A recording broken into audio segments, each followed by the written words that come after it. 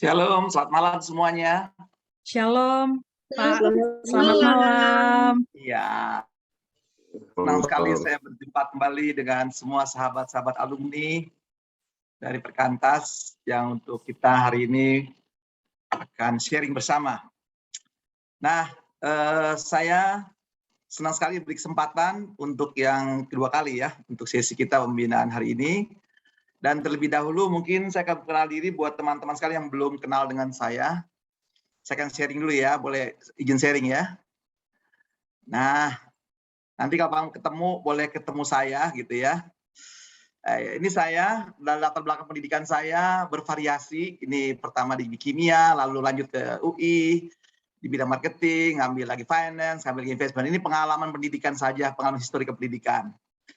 Lalu saya bekerja di perusahaan-perusahaan asing, di perusahaan Jepang, perusahaan Amerika, dan terakhir perusahaan Eropa, perusahaan Belanda. Nah, jabatan saya dari bawah sampai level di atas, level manajerial. Lalu sekarang sejak tahun 2002, saya memutuskan menjadi entrepreneur. Entrepreneur jadi kerja 15 tahun. Kemudian saya jadi entrepreneur.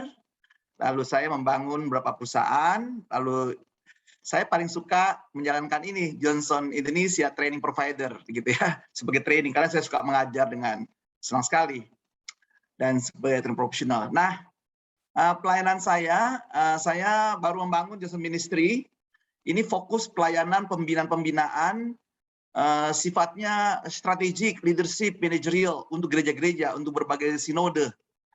Nah, itu sekarang belakangan ini saya lagi banyak menangani HKBP, begitu ya, di kesempatan dengan HKBP. Jadi seru nih, estafet HKBP juga.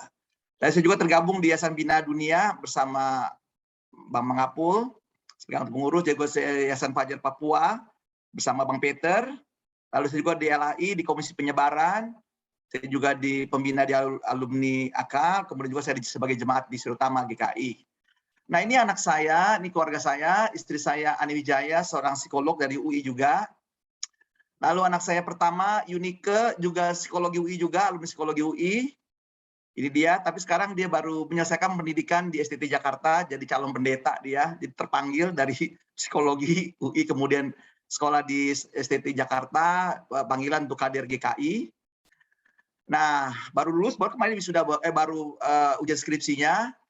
Nah, tinggal panggil penempatannya. Lalu anak saya kedua, Timotius Alfoniko, ini dokter di FKUI, juga lagi persiapan mengambil spesialis.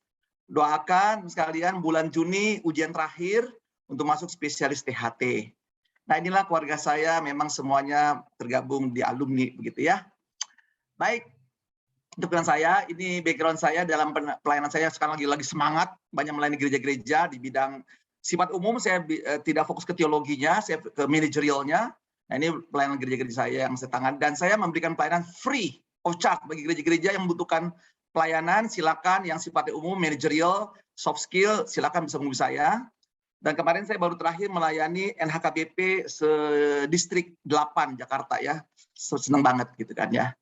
Nah, oke ya, itu sekedar perkenalan saya dengan teman sekalian, dan semangat sekali kalau bicara manajerial, soft skill, pengembangan leadership, itu saya tertarik sekali untuk hal tersebut. Nah, kita akan sesuai dengan topik kita membuat serial program ya saat ini kan di dalam rangka pengembangan profesional ya di tempat kerja. Dan saya membuat suatu sesi, 3 sesi gitu ya, 3 sesi dengan topik yang berbeda-beda. Hari ini topiknya tentang emotional intelligence di tempat kerja. Nanti seri kedua tentang bagaimana berkonflik di dalam perusahaan. Dan ketiga, bagaimana bangun timnya, gitu ya. Jadi ada 3 seri ya, saat ini baru 3 seri. Jadi udah 2 jam ya. Tapi nggak apa-apa, mari kita nikmati program training kita, pembimbingan kita saat ini ya. Oke, ini materi sudah saya sharing, saya berikan ke panitia. Semoga teman-teman sudah dapat semuanya nih materi-materinya. Tinggal di-sharing saja ya. Di-sharing supaya nanti. Sudah. Karena materinya banyak banget gitu kan ya, tapi saya ingin bahas satu persatu saja dulu, nanti kita sambil berdiskusi ya teman sekalian ya. Nah, judul jelas ya. Jadi ini diperlukan banget bagi para profesional, di sini saya lihat juga banyak para senior juga ya. Dan saya percaya sudah merasakan pentingnya EQ ya, emotional intelligence di tempat kerja. Nah, apa sih manfaat kita dalam belajar seminar cuma 2 jam ini gitu ya? Pertama, Anda bisa meningkatkan kompetensi Anda sebagai profesional di bidang EQ-nya, begitu ya. Yang kedua, mampu memahami berbagai metode-metode meningkatkan kecerdasan emosinya di bekerja supaya sukses gitu dan berkarya. Dan terakhir, dapat menerapkan. Itu harapannya, gitu ya. Nah, dari training kita kali ini, kita ya. Nah, ini kita lihat dari gambar ini pun kita sudah mulai melihat ya gabungan antara emosional dengan kecerdasan intelektual kita. Kalau intelektual kita kan katanya begini, ada yang ngomong katanya masuk kerja, oke, kita pakai intelektual diuji pengetahuannya semua ya. Tapi zaman sekarang kayaknya udah nggak hanya IQ saja deh, tapi semua aspek gitu ya, aspek emosionalnya. Tapi zaman dulu mengatakan IQ untuk masuk, IQ-nya masuk pekerjaan, tapi untuk mempertahankan berkarir butuh emotional intelligence-nya. Ternyata nggak hanya ini saja gitu, ada banyak ya teman sekalian ya. Nah ini ya, jadi udah jelas dari gambar ini. Lalu apa tantangan sekarang nih? Tantangan kita sekarang baru masuk ke endemi ya, dari pandemi, mudah-mudahan nih dampak kemarin kita ini berliburan semua, moga-moga nggak ada lagi perkembangan dari efek dari pandemi COVID ini ya. Tapi kita lihat efek-efeknya, tapi bersyukur ya, kalau saya baca media kemarin terakhir, Indonesia diproyeksikan akan growth 5% loh, yakin banget, keren ya, 5%. Ini keyakinan kita ya, semoga aja berkembang sehingga resesi nggak masuk, nggak lewat ke Indonesia gitu ya. Nah, tapi sempat kemarin naik harga-harga bahan bakar, semua itu yang ditakutkan kemarin bisa inflasi gitu ya, dan memang terjadi juga gitu ya. Dan juga menghadapi kompetisi. Nah, ini sekalian. Nah, untuk ini di sini para profesional harus punya kemampuan nih, kecerdasan berbagai macam hal ya, supaya kita bisa beradaptasi menghadapi ini semua. Dan dari sinilah butuh SDM berkualitas atau profesional, yaitu Anda semua dan saya di sini sebagai profesional tentunya, di mana para alumni ditempatkan di bidang-bidang pekerjaannya di marketplace gitu ya, di semuanya sisi ya, harus bisa mengembangkan dengan baik. Selain spiritualnya sudah oke, kita diminta dengan bagus, sekarang juga secara profesional bagaimana kan begitu ya, sama-sama dikembangkan supaya kita bertumbuh bersama. Nah, tantangan profesional tentu udah jelas ya. Tantangan pertama yaitu Anda harus capai target. Dikatakan profesional keren, capai target. Target macam-macam ya. Ada target individual. Nah, itu kalau Anda menggunakan balance scorecard gitu ya. Target individual, target unit, target departemen, target divisi, dan terakhir target korporasi. Jadi setiap profesional itu punya target. Jelas ya? Nah, dasarnya namanya profesional pasti punya target. Nah, tentu targetnya harus dicapai ya, baik secara individual, unit, departemen, divisi, sampai korporasi. Kalau korporasi seperti ini ya, meningkatkan profit, meningkatkan revenue, mengurangi cost. Nah, ini departemen sales, departemen marketing, dan di sini departemen non-sales gitu ya. Nah, ini tugas kita pertama, mencapai target. Nah, target ini ya, berarti di sini butuh banyak banget intelektual kita yang dikuasai gitu ya, berbagai kecerdasan dimiliki. Nah, selain ini juga kemampuan Anda membangun namanya target inisiatif kreativitas. Nah, di sini teman-teman, di sini sudah butuh emosi, ditambah lagi di sini lagi nih, butuh benar-benar kecerdasan emosi banget gitu ya. Supaya apa? Anda peka melihat masalah, peka melihat potensi masalah, peka melihat project improvement, dan project bagaimana peluang bisnis ya, meningkatkan profit kita ya gitu ya. Nah, ini ternyata aspek emosi itu sangat berpengaruh di sini. Kalau Anda udah nggak suka sama perusahaan, jangankan mencapai target ini udah setengah mati gitu ya, udah berat. Nah, kalau Anda berkembang sebagai profesional, tentu nggak boleh berhenti hanya di sini. Harus naik ke level 2. Level 2 di sini ya, yaitu bagaimana Anda mampu mencapai target, kreativitasnya, inisiatifnya, sehingga Anda bisa menjadi profesional bernilai tambah yang kuat, yang tinggi. Sehingga kemudahan karir itu makin jelas. Karena Anda mampu mencapai target secara unit, secara individual, departemen divisi, dan juga secara korporat Anda bisa berkontribusi. Yang kedua, Anda punya inisiatif yang tinggi. Anda terus-menerus, teman-teman di sini, bisa berkontribusi kreativitas yang tinggi, gitu ya. Bisa menemukan masalah, menemukan potensi masalah, melihat project improvement, melihat peluang-peluang bisnis yang bisa Anda berikan kepada korporasi Anda atau bisnis Anda. Target kedua. Target ketiga, yaitu adalah kaderisasi. Nah, ini penting teman-teman sekalian ya. pengalaman saya di perusahaan-perusahaan Jepang, perusahaan Amerika, di perusahaan Eropa, kaderisasi itu penting. Bahkan teman sekalian ya, kita sulit akan meningkat posisi kita kalau kita nggak bisa mengkader. Kita akan terus digelandotin oleh anak buah kita, gitu ya.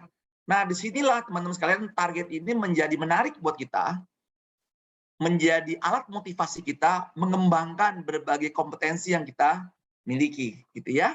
Jadi jelas jadi profesional itu memang semuanya parameternya jelas dan kuat, gitu kan. Dari target individual, unit departemen, target korporasi, target juga secara individu inisiatifnya, dan juga target kaderisasi. Nah, oleh karena itu, setiap perusahaan harus mengembangkan dirinya dengan baik ya di tempat kerja. Harus mengenali visi misinya, pasti dong, harus sudah hafal ya. Semua teman-teman saya punya visi, harus hafal visi misi, target, strategi korporasi, harus tahu dong. Yang kedua, kompetensi di bidang pekerjaannya. Artinya apa sih? Grade-nya gini teman-teman sekalian. Jadi dibilang kompetensi gini. Pertama, dia menguasai pekerjaannya. Kalau di dalam pendidikan tuh ya, levelnya 1, misalnya dia menguasai SOP, menguasai job desk, menguasai semua aktivitas proyeknya gitu ya. Itu level 1. Kalau di dalam pendidikan disebutnya udahlah grade-nya S1. Kalau dia sudah punya kemampuan level 2, dia naik gitu ya, kemampuan problem solving. Nah, ini udah pendidikan S2 gitu ya, pendidikan S2-nya equal dengan S2. Jadi kemampuan problem solving-nya, pemecahan masalahnya harus bagus gitu kan ya. Baru naik lagi dia penguasaan pekerjaannya sampai tingkatan filosofinya atau tingkatan doktoralnya gitu ya. Yang nggak harus pendidikan ke S2, ke S3 enggak ya, tapi mengerti filosofi di pekerjaan Anda. Ini yang dibilang namanya kompetens di bidang pekerjaannya. Jadi menguasai SOP-nya, menguasai bidang kerjaannya, dan buktinya apa? Mencapai target. Yang kedua, kemampuan problem solving-nya. Itu kalau S2 kan kita belajar S2 kan seperti itu ya. Studi kasus terus gitu kan ya. Belajar S3. Kalau belajar S3 kan kembali belajar filosofinya. Supaya bisa menemukan teori-teori baru, terobosan baru. Pengalaman saya di pendidikan gitu ya. Tapi itu masa lalu saja lewat ya. Nah, jadi itu teman sekalian ya. Jadi pekerjaan pun seperti itu. Lalu ketiga, kecerdasan ini penting nih. Intelektual, emosional, adversity. Nah, ini nanti apakah belajar adversity ya. Belajar adversity, belajar physical quotient juga, kecerdasan fisik. Lalu spiritual aku nggak khawatir ya. Meskipun sudah menguasai di sini. Lalu juga punya kompetensi kognitifnya. Perjelas ini kita sudah belajar waktu lalu ya. Belajar tentang kreativitas, belajar rasional, gitu, seperti ini. Lalu kemampuan belajar strategik, belajar leadership manajerialnya, harus bagus ini ya. Lalu belajar mindset, motivation-nya, belajar juga tentang belief, value, attitude-nya harus bagus. Lalu bagaimana profesional bisa mengembangkan, bisa confidence, bisa assertif gitu ya. Dan juga mengenali orang-orangnya, timnya nih. Ini kemarin saya membawakan session di STT Trinity ya. Bagaimana seorang hamba Tuhan bisa mengenali setiap kepribadian hamba umatnya gitu ya. Harus belajar teman-teman. Lalu juga belajar dalam bentuk komunikasi, membangun relasi, bangun teamwork. Nah, nanti kita belajar di sini ya, teamwork nanti ya di sesi hari yang ketiga. Problem solving. Nah, nanti kita belajar di minggu depan konflik. Jadi seorang profesional kalau nggak bisa memanage konflik, dia bahaya banget dia. Ngeri banget gitu ya. Akhirnya, nah ini sebagian ya, bisa gagal kalau nggak berhasil. Nah, ini program-program personal development yang diperlukan bagi kalau karirnya ingin melesat gitu ya. Jadi nggak boleh berhenti belajar apapun bidang keilmuan Anda, apapun bidang pendidikan Anda. Nah, ini minimal ada 16 aspek ya, pasti banyak lagi yang lain-lainnya gitu kan. Nah, itu sekalian, berarti kita harus belajar terus nih. Secara knowledge-nya, secara skill-nya belajar terus. Makanya bersyukur kita ada perkantas, bersyukur ada sisinya di sini ya, untuk ditantang belajar terus nih, jangan pernah berhenti. Nah, supaya kita bisa meningkat technical kompetensinya dan juga emosi kompetensinya di sini kita belajar ya, semuanya. Oke ya. Nah, ini tadi berbagai kecerdasan yang diperlukan. Nah, kita baru belajar yang ini ya. Kalau yang emosi spiritual mah kita nggak khawatir ya. Sudah dapat di sini ya, secara spiritualnya udah diperkata, sudah didik dari awal, sudah oke. Saya nggak khawatir, teman-teman sekalian ya. Nah, nanti kita belajar tentang emosional, nanti kapan-kapan kita belajar lagi tentang adversity gitu ya. Ketahanan, ini penting banget nanti ketahanan tentang menghadapi penderitaan pekerjaan gitu kan ya. Oke. Nah, kenapa sih kita harus belajar tentang kecerdasan emosi di bekerja? Kenapa? Ternyata informasi yang saya terus pelajari dan alami, emosi itu memang menentukan pola hidup kita di dalam dunia profesi kita gitu ya. Emosi juga dapat mempengaruhi relasi dengan orang lain, dengan siapa nanti? Dengan atasan, rekan kerja, dengan bawahan, dengan customer, dengan supplier, atau pihak-pihak stakeholder lainnya. Jadi mempengaruhi kita nanti. Ya. Emosi juga menentukan produktivitas. Tadi kan ide-ide Anda berkembang nggak? Kalau Anda udah nggak suka gimana? Gitu kan ya. Lalu berikutnya emosi juga mempengaruhi keberhasilan kita, pasti ya. Nah juga emosi dapat menjadi sumber stres, kelelahan kita. Dan ini kita pelajari ya. Kita kelola dengan baik. Oke ya. Jadi emosi kita penting belajar tentang emosi ini. Nah, kita lihat apa sih emosi sebenarnya, untuk apa sih? Nah, emosi kan kekuatannya untuk apa di sini? Untuk survival katanya. Yang membedakan manusia dengan hewan katanya begitu ya. Adalah emosinya, spiritnya gitu ya. Ada rohnya. Untuk apa? Bertahan gitu ya. Kalau nggak bisa bertahan ya susah juga kan. Makanya saya punya pengalaman hidup dulu kan ya. Wow. Saya kan dari keluarga tentara ya, dari papa saya tentara, mama saya perwira, punya 6 anak, gajinya setiap tengah bulan udah habis, nggak bisa cukup. Lalu saya anak tertua, bagian saya adalah gitu ya, disuruh ngutang. Makanya saya sedih banget ya kalau pengalaman masa lalu, tapi itu buat saya pengalaman indah lah ya. Pas tiap tengah bulan suruh ngutang ke warung gitu kan ya. Saya ingat banget tuh. Lalu saya dihina, teman sekalian. Dihina, masa bapaknya pangkatnya perwira, nggak punya uang untuk beli gula, beli apa gitu ya. Wow, sedih banget gitu kan, sedih banget. Lalu saya pikir, saya mungkin emosinya sudah marah nih, marah-marah seorang anak kecil gitu ya. Kalau gitu saya akan kelola emosi saya akan buktikan nanti. Saya ngomong sama tukangnya, sama pemilik warung ya. Kamu menghina keluarga saya bilang. Nanti kita buktikan ya, keluarga kamu, anak-anakmu, saya bilang, dengan saya bertarung siapa yang lebih sukses. Ini kan survival bertahan gitu ya, masih anak-anak kecil kan disuruh ngutang, malu juga. Maka saya, mohon maaf sekali sampai detik ini saya menghindari hutang-hutang gitu ya, karena trauma hutang. Kedua di sini emosi membangkitkan, ya, menjadi pesan, memperkuat kuat. Nanti ini penting banget nanti pengertian ini dalam rangka komunikasi kita gitu ya. Jadi emosi itu penting banget untuk dalam hidup kita sebagai seorang, nanti konteksnya bisa macam-macam ya. Dalam kan peran kita ada banyak nanti ya. Ada peran spiritual, ada peran sosial kita, ada peran profesional, ada peran pribadi kita personal sendiri ya. Tentu hari ini kita fokusnya adalah emosi dalam peran profesional gitu ya. Ya itu ya. Jadi ini kenapa jadi penting belajar emosi? Jadi emosi penting tadi ya, bangun relasi, bekerjasama dengan orang lain, punya kemampuan empati ya, mengambil keputusan. Nah, emosinya gimana nih? Lagi marah, bisa ngambil keputusan. Lagi senang, kalau memimpin atau membina, memotivasi, membangun tim, gitu kan ya. Ada nggak emosinya di sana? Ternyata ada juga ya, stres dan seterusnya. Jadi IQ ini penting sekali. Kalau kita lemah emosinya, nggak terkontrol, makanya bisa terjadi turnover current tinggi. Di kita mungkin bisa keluar masuk pekerjaan kita ya. Atau apa sih mulai meningkat, karena apa? Stres gitu kan ya. Sering terjadi bias dalam komunikasi. Kenapa? Karena waktu komunikasi emosinya nggak dapet ya. Waktu Anda memotivasi, datar-datar gitu kan, nggak kuat, nggak punya power di situ. Karena memang emosi dia membungkus pesan kita yang kuat. Nah ini nanti kita kalau nanti belajar teori komunikasi ya. Kemudian bisa gagal juga membuat kita stres meningkat. Bisa terjadi kalau nggak bisa mengontrol emosi kita ya. Lalu kalau sudah stresnya meningkat, berarti produktivitas kita akan turun. Nggak bisa mencapai target, nggak bisa punya inisiatif gitu kan ya. Dan juga sulit mengambil keputusan.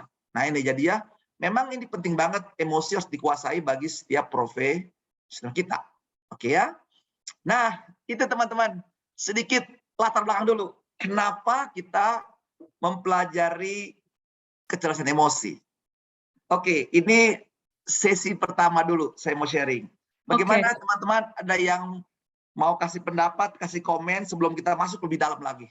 Persilakan dari moderator. Oke, dipersilakan untuk yang ingin bertanya lewat pemaparan yang tadi udah disampaikan. Sesi pertama, apakah ada yang mau bertanya? Sesi pengantar ya. Sesi pengantar. Benar-benar. Ada yang masih pendapat, boleh loh Oh melengkapi, iya boleh benar. bertanya, boleh sharing. Untuk kasih pendapat juga bisa. Tadi atas pemaparan yang udah disampaikan sebagian. Ya, cukup jelas mungkin semua ya. Oke. Kalau gitu aku kali yang mau tanya ya, Boleh Bapak. silakan. Oke. Ya, Ini nih tadi kan udah disampaikan gitu. Eh, ini jadi highlight aku juga sih. 20% IQ, terus 80% EQ gitu ya jadinya ya. ya arahnya ke Oh, begitu. iya iya. Ya, Berarti sebenarnya secara persentase lebih besar EQ gitu ya? ya, ini kan berbagai teori ya, Ah, ah, ah. mengungkapkan ya. Jadi kan kenapa sih IQ itu menjadi 80% kekuatannya? Kan itu nanti di dalamnya itu kan ada emosi, Iya. ada kekuatan, ada motivasi di situ-situ. Itu aja intinya. Ada motivasi yang memperkuat di situ sehingga emosi, kecerdasan emosi itu mempengaruhi orang untuk belajar nanti. Kalau sebenarnya kalau pemahaman saya sendiri itu Mm, sebenarnya seimbang aja gitu, harus diatur. Oke. Jadi misalnya emosi, contoh gini emosi.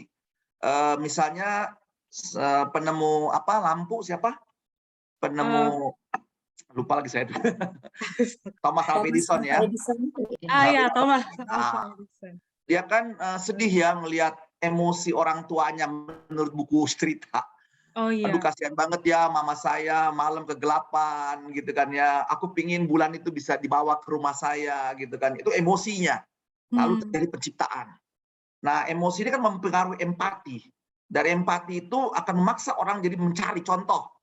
Contoh ya, contoh Anda melihat ini kok kita gara-gara pandemi susah berkomunikasi. Lalu para tokoh ahli dia punya empati kan ya. Gimana caranya nggak perlu ketemu terjadi apa? Komunikasi terus, yaitu terciptalah Zoom seperti ini gitu ya. Iya. Karena empati muncul emosi di situ. Kira-kira begitu ya. Iya, benar. Ini ada yang dari uh, Abang Ranto Sabungan nih katanya dia agak Hmm. sulit ya Bang di organisasi yang baru berusaha berubah culture, tadinya nggak melayani jadi melayani, di mana kedekatan bukan kompetensi jadi faktor penentu untuk pemimpin di organisasi tersebut. Apa pesan khusus dari Abang? Ya, sekali lagi kalau organisasi masih baru, ya berarti kan baru belajar.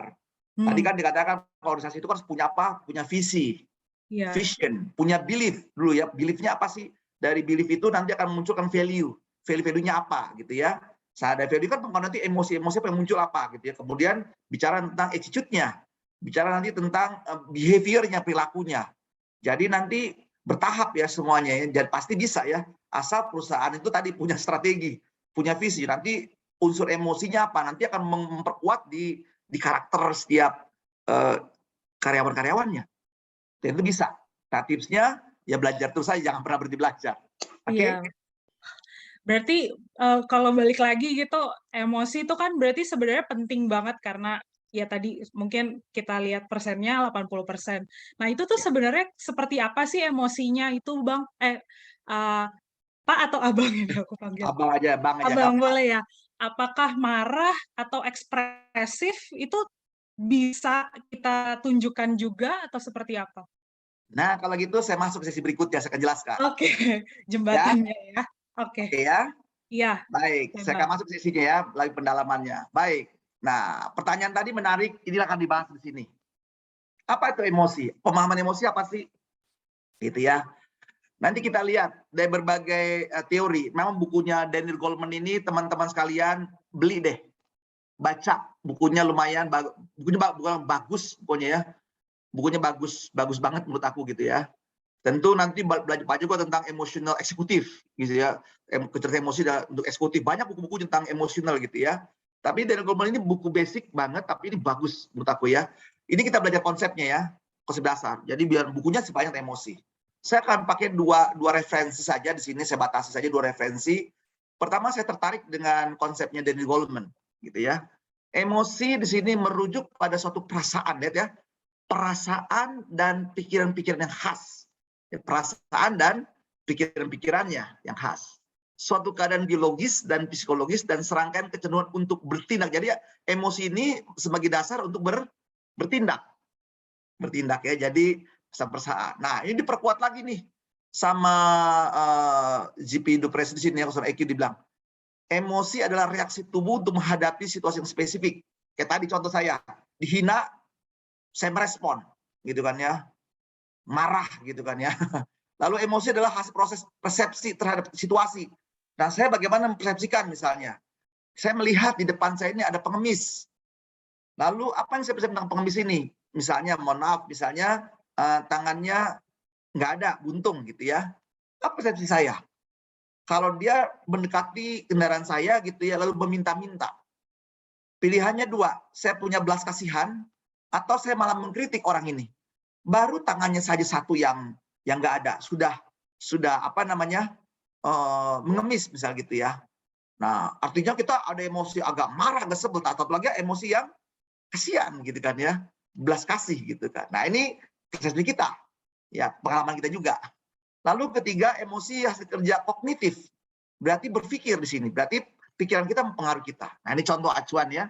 Jadi kita mengacu ke sini nanti ya, mengacu ke sini, dari sini kita bisa melihat apa sih itu emosi gitu ya. Nah, ini ada beberapa tokoh para profesor gitu ya. Menurut Richard Warga, emosi itu dibagi ada 5 katanya gini. Emosi bahagia, cinta, emosi marah, takut, sedih. Lalu ada Paul Ekman sih dia, ada marah, ada takut, ada sebel gitu kan, kemudian ada senang, ada sedih, ada kaget. Nah, ini ada lagi Robert Putih sih dia, ada marah, sama ya mirip-mirip gitu ya. Nah, di sini saya tidak berani mengklaim.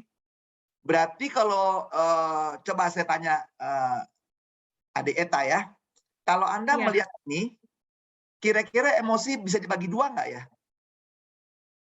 Emosi positif, emosi negatif? Aku sih lihatnya begitu. Dibagi 2 jadi ya? Iya. Nah, oke, saya mau tanya teman-teman sekalian deh, boleh nggak teman-teman memberikan respon nih? Kira-kira kalau melihat seperti ini, Anda berani nggak menyimpulkan bahwa emosi itu dibagi 2, ada emosi negatif, emosi positif? Silakan komen-komennya teman-teman sekalian. Iya. Kalau ada yang mau komen boleh, Ayo. bisa open mic. Soalnya ini kan banyak berada di luar nih, ada emosi negatif, ada emosi positif gitu ya. Iya. Ayo kita belajar di sini. Oh, ini ada dari Pak Yohanes. Belum tentu Bang, marah pun belum tentu negatif. Responnya seperti itu. Terus kalau Kawanti bilangnya bisa, kayak aku juga. Kalisa, emosi seharusnya tidak dikategorikan positif atau negatif, karena itu wujud ekspresi. Ada juga yang bilang terakhir, yang membangun atau tidak membangun. Oke. Wow, terima kasih ya. Tentu aja semua marah katanya. Wah, ini udah mulai nih. Wah, udah kita udah masuk ya. Seru ya. Nah, oke. Terima kasih loh teman-teman respon-respon baik di chatting semuanya ya. Jadi, mari kita belajar. Kita kelompok. Jadi, sekali lagi ya, dari fakta data ini memang tidak ada ahli yang berani menyebutkan ada emosi negatif, emosi positif ya. Semua netral, tergantung apa tadi. Nah, di sini kita kembali ke teorinya ya. Ya, di sini kita lihat teorinya ya. Suatu perasaan dan khas suatu keadaan biologis dan fisiologis, jadi nggak bisa disalahkan ya untuk bertindak nanti. Nah, nanti kita bisa evaluasi tindakannya akan. Nah, ini baru kita bisa nilai nanti di sini emosinya ini berdampak negatif, berdampak positif, gitu kan ya. Berdampak buruk, jadi stres ke dia gitu ya. Berarti bukan emosinya positif negatif, tapi dampaknya seperti itu. Dampaknya nanti kita lihat ya. Oke. Nah, pelakunya kan di sini ya, cenderungan untuk bertindak. Tentu itu pun nanti yang menilai siapa? Menilai pihak lain. Kita mungkin tindakanku udah betul kok aku ngomong gini, tapi dengan pakai gebrak meja gitu kan ya, biar jelas, tegas gitu kan ya. Apalagi nanti kalau dalam teori emosi dalam berkomunikasi kan ada pesan dibungkus dengan apa? Intonasi itu kan intonasi dari verbal, dari emosi kan, intonasi dibungkus lagi dengan bahasa tubuh biar dia jelas, dia tahu kalau aku lagi marah. Nah, padahal kan marah nggak harus teriak-teriak gitu kan ya, bisa aja deh aku marah banget sama kamu deh gitu. Nah, jadi kita lihat ya, jadi sepakat ya, kayaknya jadi emosi itu netral gitu kan, ekspresi dari diri kita ya. Jadi tinggal nanti kita lihat, memang ada orang mengatakan nih Bang, kalau ini emosi ini yang positif ini yang bahagia, cinta, gitu ya. Coba deh teman-teman, lihat deh dari penemuan dunia. Emosi cinta itu menghasilkan karya apa sih yang masuk dalam 7 keajaiban dunia? Nah, ini saya jawab dulu nih. Ada yang mau sharing? Yang tahu sejarah-sejarah nih? Taj Mahal, Bang. Taj Oh, Mahal. Taj Wah, kasih Mahal, hadiah benar. tuh, kasih hadiah. Kalau emosi takut, terjadi apa? Kita terkenal di dunia ini. Karena emosi takut, maka apa? Great Wall, Bang, di Cina. Great Wall, yes. Wah, ini luar biasa. Nggak khawatir, berarti ini pengetahuan umumnya nih teman-teman hebat-hebat ya, perkantas. Kan gitu. Pinter-pinter gitu ya. Jelas. Nah, terakhir nih. Nih di Indonesia penemuannya nih. Emosi putus cinta. Dan itu keren banget. Bisa terjadi sesuatu katanya, kononnya. Apa ya? Lagu. Bukan lagu, bangunan fisik. Bangunan fisik. Akhirnya ada mitos, jangan ke situ ya. Nanti kamu bisa terjadi hal sama loh. Tangkuban Perahu. Bukan, ini candi. Candi Roro 1000 candi ya, Bang? Prambanan. Jonggrang. Candi Prambanan. Roro Jonggrang atau Prambanan? Itu emosi kan terputus gitu ya. Dia marah jadi candi. Hebat ya. Orang Indonesia kan marah aja bisa jadi candi ya. Tapi ternyata dampaknya positif. Positif kan ya. Bisa ada Great Wall, bisa ada Taj Mahal. Jadi tergantung nanti akibat-akibatnya. Nah, tentu emosi yang negatif, yang dampak negatif, contoh apa? Sekarang terjadi perang ya, perang yang mengerikan ya antara Rusia dengan Ukraina. Semuanya nggak bisa mengendalikan emosinya. Ya sudah, libas aja gitu, hancurkan aja. Nah, akibatnya apa dampaknya? Hancur tuh, aku nggak tahu bisa berapa triliun ya. Terus ngebangun lagi Ukraina gitu ya, mengerikan sekali ya. Nah ini berarti butuh dong ya kecerdasan emosi di level-level top pimpinan negara apalagi ya. Kalau gampang marah, marahnya bukan ini ya, marahnya bukan marah membangun, marah menghancurkan ya. Nah ini kita belum bicara setan ya, belum bicara iblis dia mempengaruhi ya. Ini baru emosi manusia yang lahir dalam diri manusia gitu ya. Oke ya, jadi jelas ya. Jadi kita bisa mulai berani menyimpulkan pertama, jadi jangan sampai lagi mengatakan emosi itu ada negatif dan positif loh. Sekali lagi buat kita emosi adalah netral, tergantung Anda manfaatnya seperti apa. Misalnya tadi saya marah, saya buktikan nanti. Dan terbukti loh teman sekalian, dari anak yang punya warung dulu itu ya, nggak ada yang pendidikan sarjana. Aku sampai tingkat doktoral gitu ya. Bersyukur kan, padahal aku marah, aku buktikan nanti bahwa aku lebih hebat dari mereka. Tapi marahnya tersalurkan dalam suatu bentuk motivasi gitu kan ya. Seperti itu. Jadi banyak lagi yang lain-lain. Contoh persenjataan sekarang ini. Karena emosi apa? Takut. Tercipta semua itu. Tapi kan karya-karya besar lagi hebat ya. Nah nanti dari emosi kan muncul empati.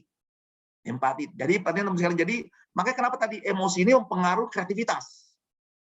Perhatikan baik-baik ya. Para profesional ini harus bisa memanage emosinya supaya dia bisa menghasilkan kreativitas. Kalau tidak bisa di-manage, berarti Anda mesti belajar terus nih. Karena emosi itu membangun empati. Empati berarti apa tadi? Berarti Anda bisa melihat ini teman kalian ya. Berarti Anda sampai nanti di kantor, bisa menemukan ini. Bisa melihat masalah di kantor.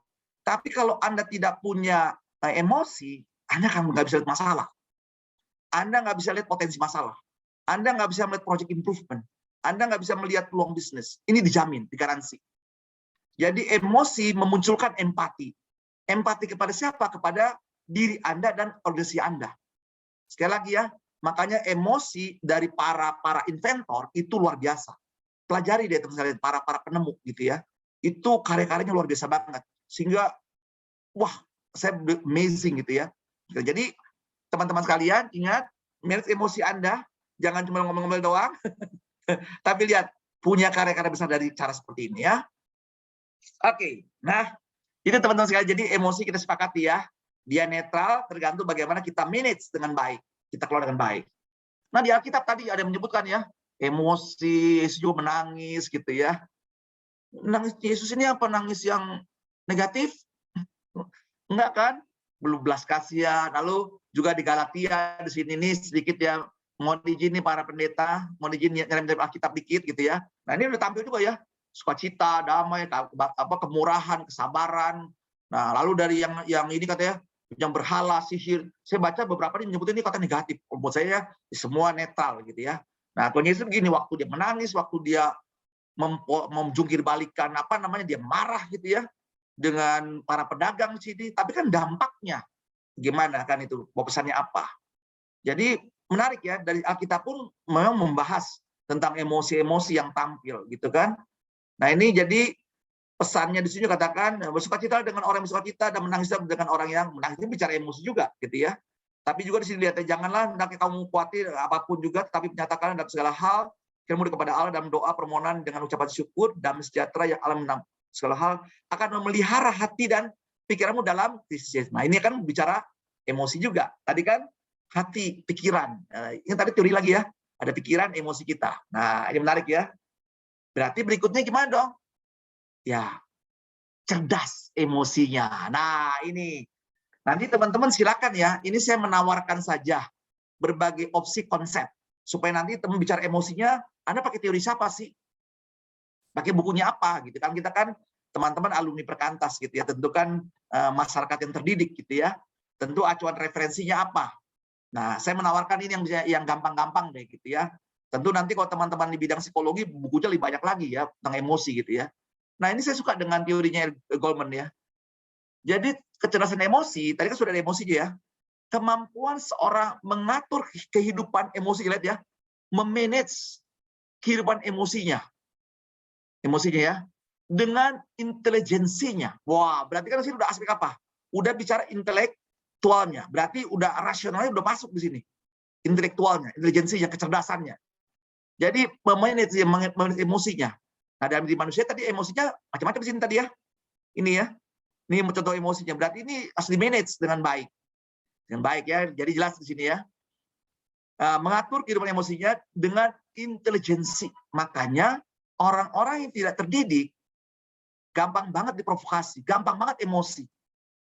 Bakar, hancurkan gitu ya. Nggak berpikir intelektualnya gitu ya. Nggak ada mempertimbangkan semua. Semua dianggap karena emosi udah pakai lagu-lagu gitu ya.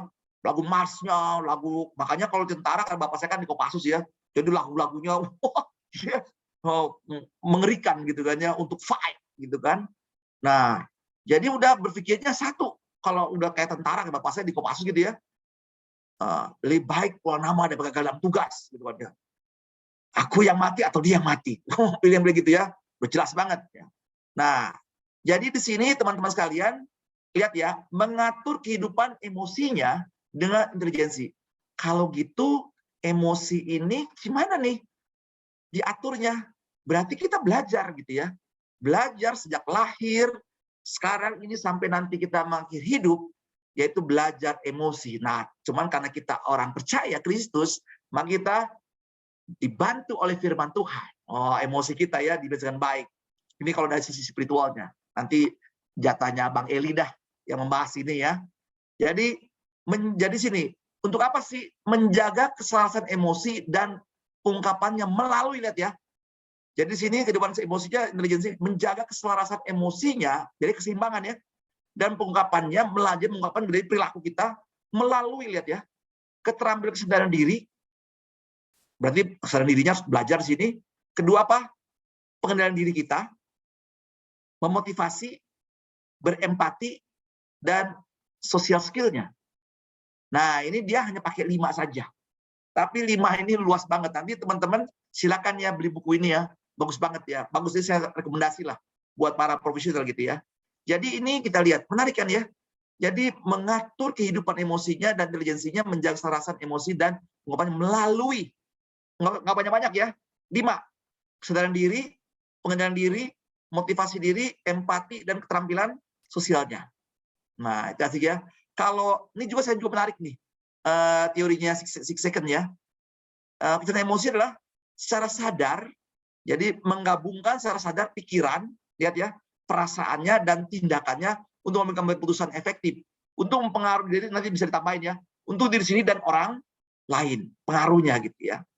Nah, jadi ada juga yang lain ya di sini ya. Tapi saya suka pakai yang ini, dari Goldman. Ini menarik. Tapi kalau mau dilengkapi boleh pakai yang ini ya, si second. Silakan teman-teman, sekali lagi kita bahas kita di sini sebagai seorang profesional dan seorang terdidik gitu ya, harus punya acuan-acuan referensi ya, apa yang kita pelajari dalam konteks profesional kita. Jadi jangan sembarangan ngambil kata-kata orang ya, coba teliti. Karena kita, itulah anugerah Tuhan, kita diberi kesempatan kuliah di universitas yang terbaik di Indonesia ini gitu ya. Oke, jelas di sini ya. Kalau begitu, kan tadi kan ada pikiran. Nah, ini tuh selainnya. Berarti di sini waktu kita mengalami hidup kan kita kan di manage di sini ya, ada pikiran kita. Berarti kita punya bank data di sini. Bank data nanti di sini diolah dengan emosi di sini katanya nih ya, aku belum pernah bedah. Nanti teman-teman psikolog bisa menjelaskan atau orang-orang dokter-dokter ahli spesialis di bidang syaraf gitu ya bisa menjelaskan. Ini saya baca dari buku aja. Jadi ketika manusia distimulasi melalui mata, telinga, hidung, mulut, kulit, ini kan ya, stimulasi kan bisa bersih emosi kan ya, emosi orang lain, pihak lain. Lalu kita olah, kita masuk ke bagian talamus di nalar. Nah, ini penting tadi kan ya, intelektual kita di sini. Di nalar, lalu dikirim ke bank data kita. Misalnya, ini mohon maaf ya, ada kata-kata orang di sekitar kita, memuji kita. Johnson, kamu hebat, luar biasa. Nah, saya dengarkan, saya lihat. Lalu saya kirim, saya nalar. Betul nggak orang ini serius nggak menyampaikan? Lalu saya mulai mengolah di dalam data saya, ketika ada mengatakan hebat, kamu luar biasa, begitu ya. Bagaimana saya menerjemahkan kata-kata ini? Lalu kedua, lalu saya merespon, mengirim pesannya ke dalam bagian berikutnya, saraf saya, bagian amigdala. Kira-kira emosi apa saya munculkan? Memberikan feedback ke orang ini. Gitu ya. Karena pujian, setelah ternyata di otak saya ini positif, saya terima. Masuk, saya bungkus. Aduh, terima kasih Bapak. Luar biasa, aku bahagia banget. Berarti apa di sini? Setelah saya terjemahkan, saya bungkus dengan emosi saya lalu keluar dalam bentuk perkataan saya dan bentuk tindakan. Lalu saya salam, terima kasih ya untuk pujiannya. Nah, jadi teman sekalian, emosi juga lihat ya, kemampuan Anda mengendalikan apa di sini? Panca indera Anda, pikiran Anda, dan bank data Anda. Makanya kalau kita sudah mengalami pendidikan di tingkat tinggi, tentu secara intelektualnya itu sudah ya mahasiswa ya, sudah jadi maha dia kata gitu ya, sudah bagus, sudah terdidik, semuanya berpikir rasionalnya jalan, gitu kan ya. Nah, tinggal dibungkus dalam bentuk emosi, karena kita harus menyampaikan pesannya dibungkus dengan emosi, lalu sampaikan dalam bentuk tindakan. Nah, ini jelas ya, mulai masuk nih. Makanya di sini dalam berbagai teori menyebutkan begini katanya, dari pikiran akan mengeluarkan jadi dibungkus dalam bentuk emosi. Emosi ini membungkus pesan kita ya. Kalau pikiran kita negatif, maka emosi kita keluarlah tadi ya, marah dan segala macam gitu ya. Nah, lalu pada bentuk kata-kata. Makanya kata-kata itu kan pesan dibungkus dengan intonasi ya, itu emosi ya. Lalu bentuk dalam bahasa tubuh Anda keluar gitu ya. Lalu jadi perilaku. Kalau dia positif terus ya. Dari kebiasaan, karakter jadi belief system gitu kan ya. Nah, ini berarti pentingnya di sini emosinya benar-benar terlatih gitu, terdidik. Jadi emosi itu memang dipelajari, harus kita pelajari supaya kita punya inteleknya di situ ya, intelektualnya di situ. Nah, bahkan di sini kalau kita nggak bisa mengelola dengan baik, ya emosi-emosi muncul emosi yang buruk, nggak pede nanti ya, nggak punya percaya diri. Nah, itu mempengaruhi kita ya kalau emosi kita nggak bisa kita kontrol gitu kan ya. Nah, ini bisa membuat kita mulai mental blocking gitu ya, punya prasangka buruk, udah negatif di sini, banyak alasan, males, takut, rendah diri, pesan guilty feeling, pesan malu, shame di sini, dan terakhir bunuh diri. Ini menurut penelitiannya Profesor Hawking kata begitu ya. Jadi orang setiap bunuh diri itu emosinya gitu turun sampai terakhir pesan malu. Ngeri banget ya, yang berita yang berapa bulan lalu kan ya, seorang ibu karena kecewa dia membunuh diri, tapi sebelum bunuh diri dia bunuh anaknya dulu kan ya, dengan minum apa, air sabun atau apa gitu ya. Nah, berarti ini emosi ini memang harus dilatih gitu ya. Tinggal dilatihnya pakai apa nih? Kalau nggak terlatih nanti kata-kata kita akan bermasalah juga ya. Baik yang di kita maupun dengan orang lain. Berarti kita apa? Gagal secara profesional kita. Nah, berarti solusinya gimana dong? Nggak ada kata lain. Kita bersyukur di perkantas. Dididik secara spiritualnya. Maka pendekatan pertama adalah didik emosi Anda dengan pendekatan spiritualnya. Nah, ini keren ya. Ini makanya kembali nanti biarlah para pendeta yang berbicara di sini ya. Nanti belajar yang lain-lain nih, teori visualisasi, tetap gambarkan positif supaya semangat. Makanya kan teori-teori motivasi apa? Jadi kita mau punya dream, gambarkan dream Anda, wujudkan itu, tulis, berulang-ulang, kata afirmasi gitu ya. Lalu emosionalnya seperti apa dan seterusnya. Ini teori-teori motivasi gitu ya. Nah, oke. Teman-teman udah jelas ya sekarang ya? Konsep emosi, kecerdasan emosi diperlukan. Oke, ada yang mau bertanya, melengkapi, menambahkan, saya serahkan ke Eta. Oke, dari penjelasan sesi 2-nya, apa ada yang mau bertanya? Menambahkan boleh, melengkapi juga boleh. Iya, boleh, Atau sharing benar. boleh. Iya, kalau dari aku jadi kayak berarti kalau tadi kan dibilang pikiran negatif, emosinya jadi negatif gitu. Jadi pikiran sama emosi gitu berbanding lurus gitu ya, Bang Tadi ya? kan intelektualnya kan, Iya, mempengaruhi benar. gitu ya. Iya, iya, iya. Nah, ini ada pertanyaan nih dari Nah. Miss di Rumata. Bagaimana cara meredam emosi negatif? Maksudnya, bagaimana meredam emosi agar tidak menghasilkan hal negatif? Sama tadi untuk judul bukunya Daniel Goleman tadi apa ya, Bang? Ada yang nanya. Emotional intelligence, Emotional intelligence. emosi, itu udah ada bahasa Indonesianya ya. Oh, oke. Bahasa Indonesianya udah ada. Itu tadi Masih ada ya. Iya, itu pertanyaannya tadi bagaimana cara meredam emosi agar tidak menghasilkan hal negatif.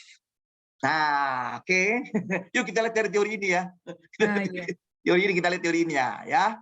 Jadi ada pilihan-pilihan di sini.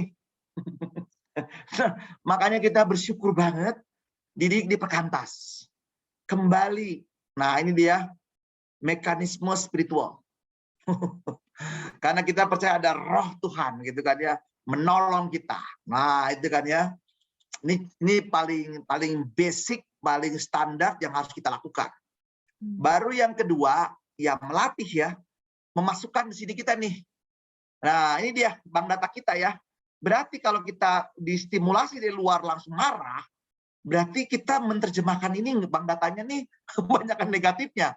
Dan memang betul, menurut teorinya Deepak Chopra, lihat menurut teori Deepak Chopra, di dalam pikiran manusia sampai umur 20 tahun, sudah ada terpendam dalam otak kita ini 60.000 sampai 70.000 kata. Dan 70%-nya negatif. Pengaruh di mana? Lingkungan. Dan sejak dalam kandungan, dilahirkan dan seterusnya. Ini menurut teorinya Deepak Chopra. Gampang aja pembuktiannya, teman sekalian. Coba Anda merenung sebentar, kesendirian gitu ya. Di pikiran Anda itu banyakkan negatif atau positif. Anda hitung, kalkulasi deh. Terhadap relasi terhadap orang lain, bos kita, keluarga kita, siapa saja. Apakah lebih banyak positif atau banyak negatif? Anda bisa checklist di situ. Itu satu bentuk pembuktian. Sebenarnya di otak kita ini ada apa saja isinya. Gimana Eta? Banyak positif, banyak negatifnya. Terhadap bos, terhadap rekan kerja. Positif. Kalau positif kan? Positif, iya. Nah, nanti kan terbukti dengan apa? Responnya, pembuktiannya. Nah, makanya ini kata kunci pertama adalah coba cek ini dulu ya. Ini kita, bank data kita. Tadi kan rumusnya faktor intelijen kita, intelektual kita ya. Iya, IQ. Apa sih bahasa intelektual itu? Ada sesuatu yang kita benamkan dalam pikiran kita belajar. Supaya waktu nanti kita menerima suatu stimulasi dari luar, lihat ya, menerima di sini stimulus dari luar. Kita bisa berprosesnya dengan baik. Yaitu berarti apa prosesnya di sini? Menalar, menerjemahkan, membungkus dengan merespon, berkata-kata dan bertindak. Wow, ini keren ya. Berarti rumusan pertama, rumus pertama ya, isi bank data dalam pikiran kita. Dengan bahan apa? Ya bahan-bahan spiritual, bahan-bahan ilmu sosial, bahan-bahan apa? Buku-buku pengetahuan lain. Yang kedua, banyak ya pengetahuan lain-lain. Sehingga ketika Anda menerima satu stimulasi, walaupun negatif dia, contoh. Misalnya, ini sama-sama, misalnya mohon maaf kata ini ya, ada yang mengatakan kita, kamu bodoh. Respon kita ada dua pilihan. Begitu ada orang yang mengatakan kita bodoh, mata kita melihat orang itu mengatakan bodoh. Jadi kita mendengar. Bahkan hidung kita bisa mencium nih, menyebalkan banget orang ini. Mulut kita udah mulai gimana, dan kulit kita mulai bergetar gitu kan ya. Iya. Nah, pilihan kita dua. Tergantung nalar kita dan kita kirim ke bank data kita.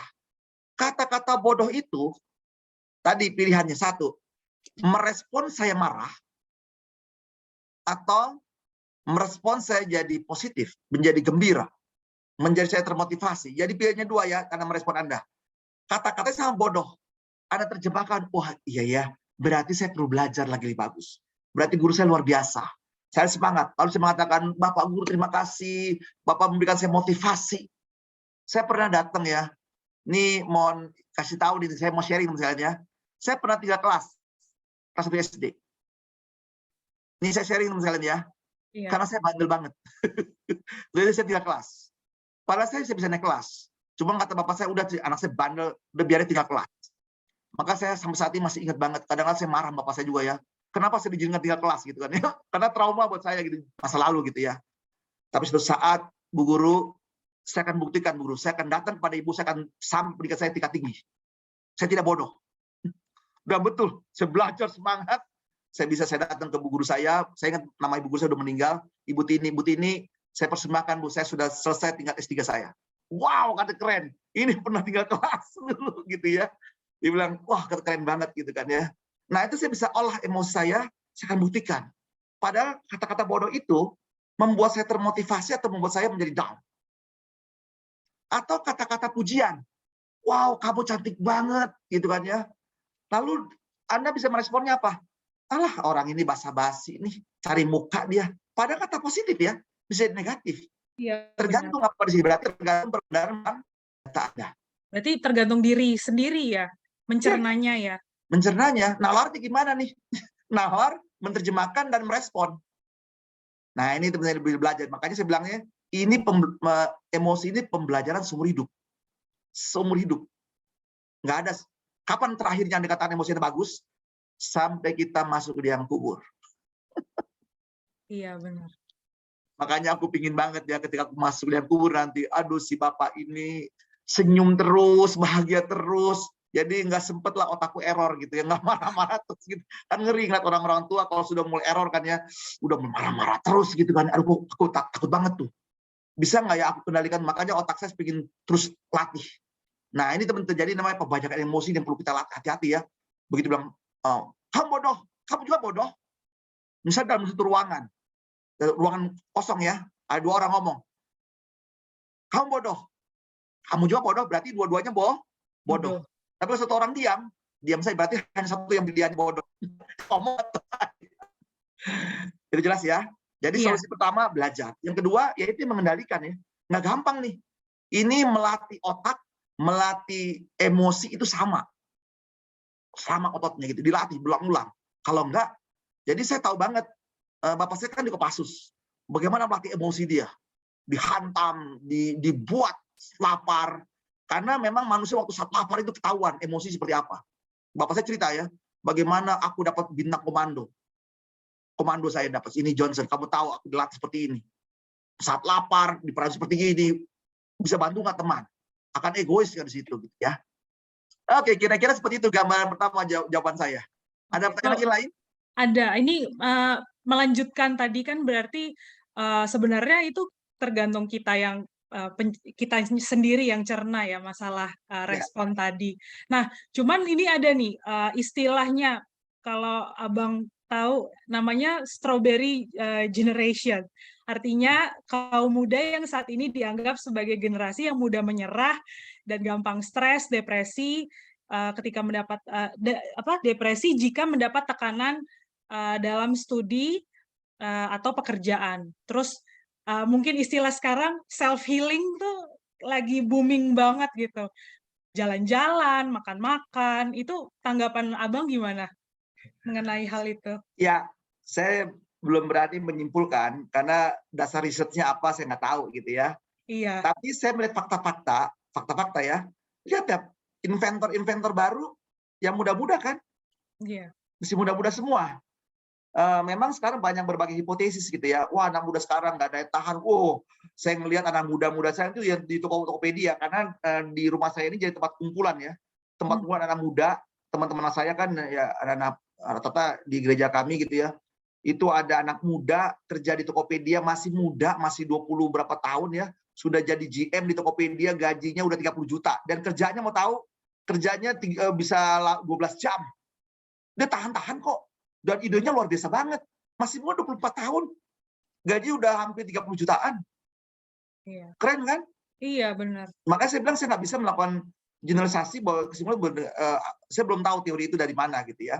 Tapi saya melihat fakta-fakta teman-teman saya nih, fighting spirit keren-keren gitu ya. Dan sangat inovatif, cepat banget. Tinggal tadi apa yang masuk ke dalam benak pikirannya dia. Gitu Iya, kan ya? benar-benar. Iya.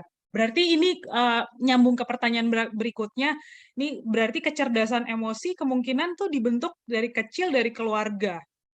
Bukan, ya. Terus bagaimana mengembangkan kecerdasan sosial jika secara dasarnya seorang kurang terbangun kecerdasan emosionalnya? Ya, kalau dari teorinya Daniel Goleman ya, dari bukunya tadi ya, dari bukunya kan kita tadi belajar ya, dari sini kan, menurutnya ke sini tadi kan dari teorinya ya, dari emosi ini melalui keterampilan. Jadi kan untuk apa di sini? Mengatur kehidupan emosinya, intelijensi menjaga keselarasan emosi dan pengungkapannya melalui ya kesadaran diri. Jadi melalui apa? Jadi pembuktian emosi ini untuk kesadaran dirinya teruji nggak dia? Mampu nggak? Pengenalan dirinya seperti apa? Ini kan pembelajaran saya juga seumur hidup. Maka saya katakan ya, teman-teman, aku belajar seperti juga sampai saya lihat ini kan pembelajaran aku seumur hidup juga nih. Bagaimana berempati, bagaimana sosial skill saya gitu ya. Bahkan teman-teman sekalian ya, ini belakangan ini saya lagi melatih sosial skill saya. Ini lagi melatih ya, melatih sosial skill saya. Memberi. Jadi saya bentuk konkretnya seperti gini. Aku banyak baju-baju yang udah lama, jadi aku sortir, aku kumpulin. Nah terjadilah suatu saat, aku bawa bungkusan, ini udah bawa pakaian, aku pengen niat, aku bisa berikan ke orang ini. Jadi ceritanya kan memperhatikan ya orang susah. Ketika saya berikan, apa yang terjadi? Tolak. Waduh, kok aku jadi marah ditolak?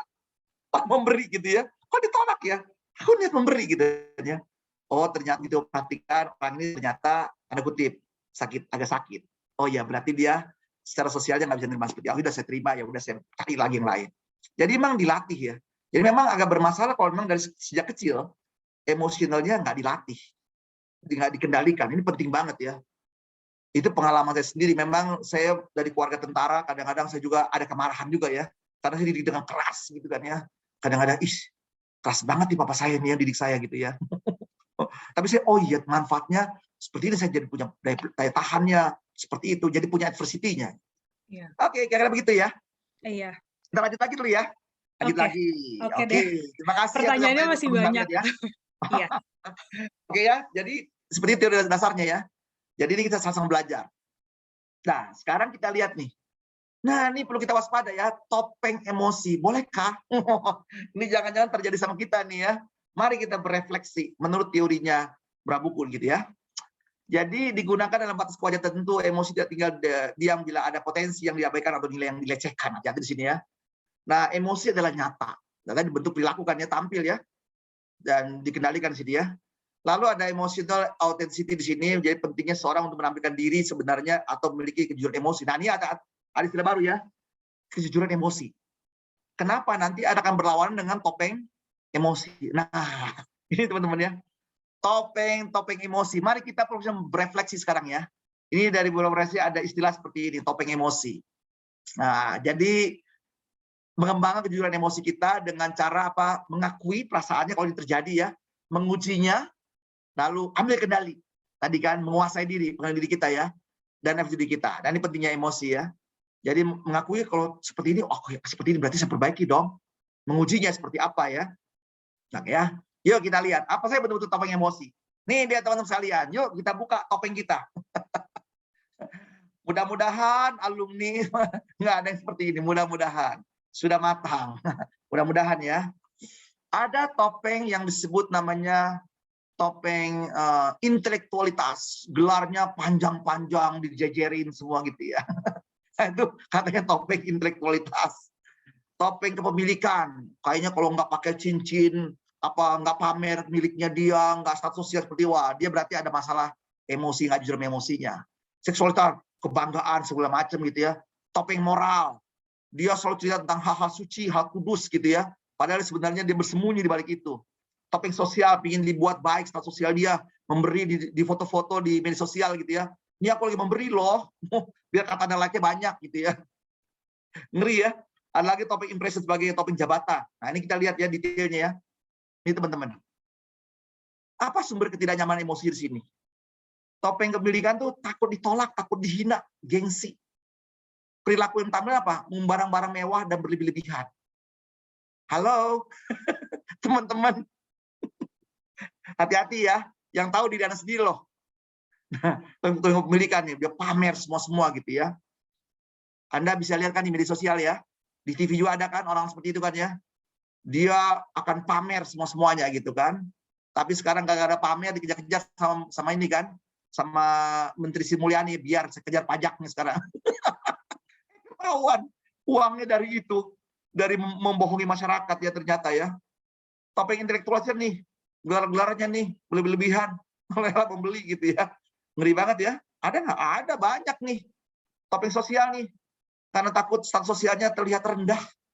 Membanggakan teman-temannya. Kadang Anda pernah melihat nggak? Di rumah makan Padang atau di warteg Tegal atau di mana toko gitu ya. Dia itu foto dengan seorang berpangkat. Jenderal atau presiden gitu ya. Saya bilang nih orang nih kena penyakit topeng sosial nih dia. Dia taruh foto-fotonya di depan ruang tamu. Foto dengan presiden, foto dengan siapa gitu ya. Biar statusnya dia, gue keren loh. Padahal hasil cropping gitu ya.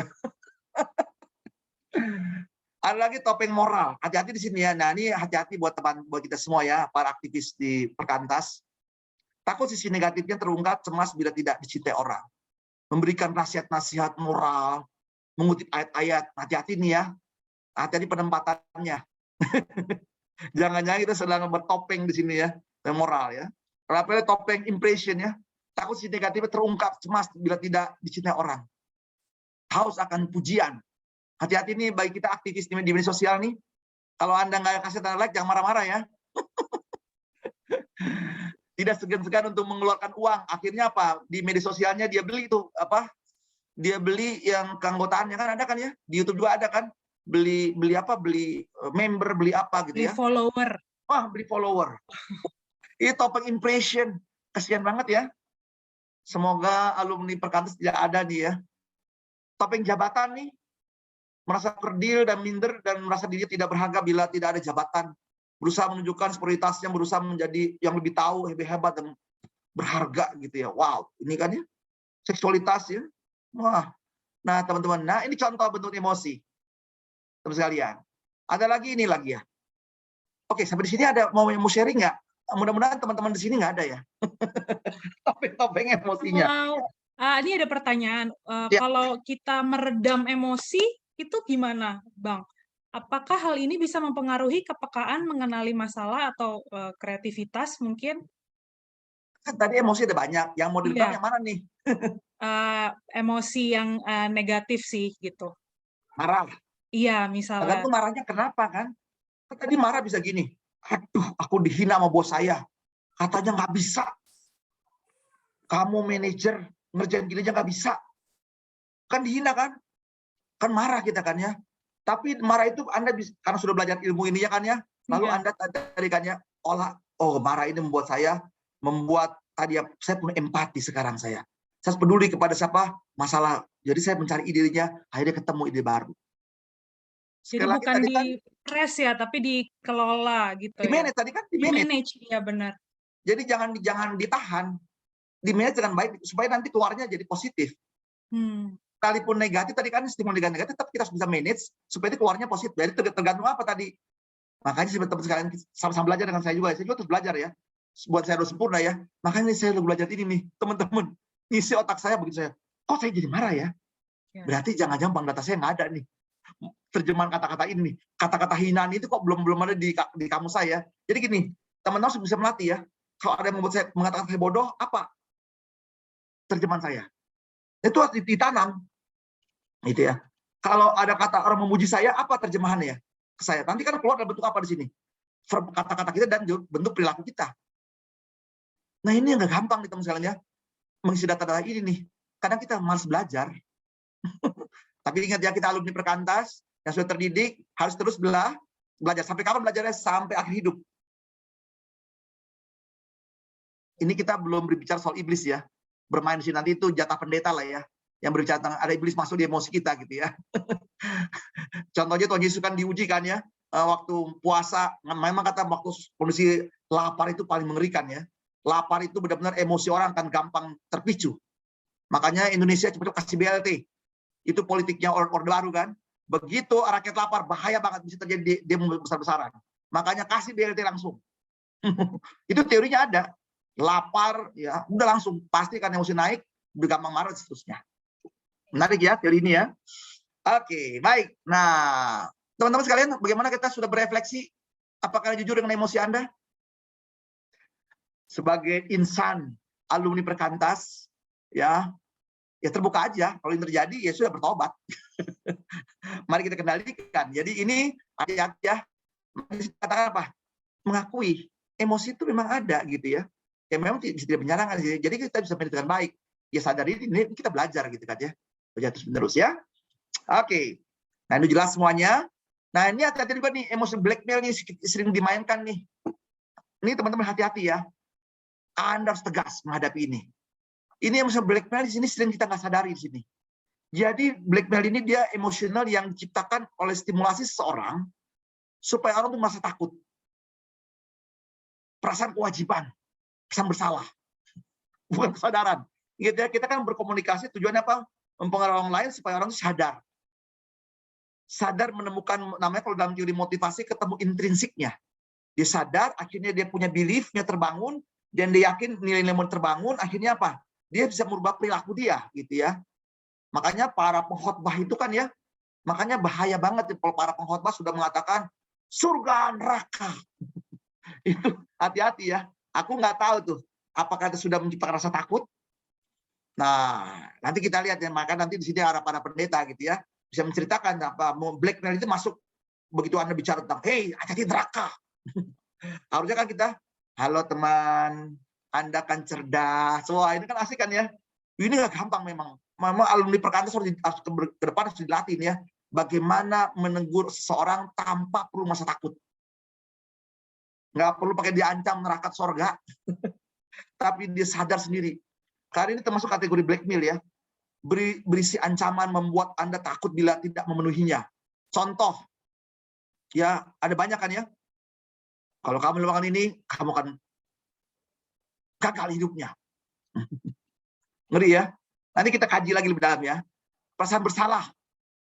Kalau kamu nggak merasa bersalah terus-menerus gitu ya. Ini juga blackmail. Itu diteror gitu ya. Perasaan kewajiban. Suatu misalnya Anda gini, terima surat. Kalau Anda tidak memviralkan, maka hidup Anda akan susah. Pernah kan ya? Terima surat, kalau zaman dulu suratnya surat tertulis ya. Kalau sekarang sudah bentuknya ini, WA atau apa gitu ya. Sebarkan. Kalau Anda tidak menyebarkan, Anda merasa bersalah loh. Nah itu hati-hati ya. Itu blackmail. Itu teman sekalian. Blackmail ya. Ini sering kita tidak sadari nih. Saya pun lagi belajar terus ya. Ini nggak gampang nih. Ini sebentuk komunikasi yang bersifat manipulatif. Ngerti ya? Nah itu teman sekalian ya. Jadi blackmail ini contohnya surat berantai ya.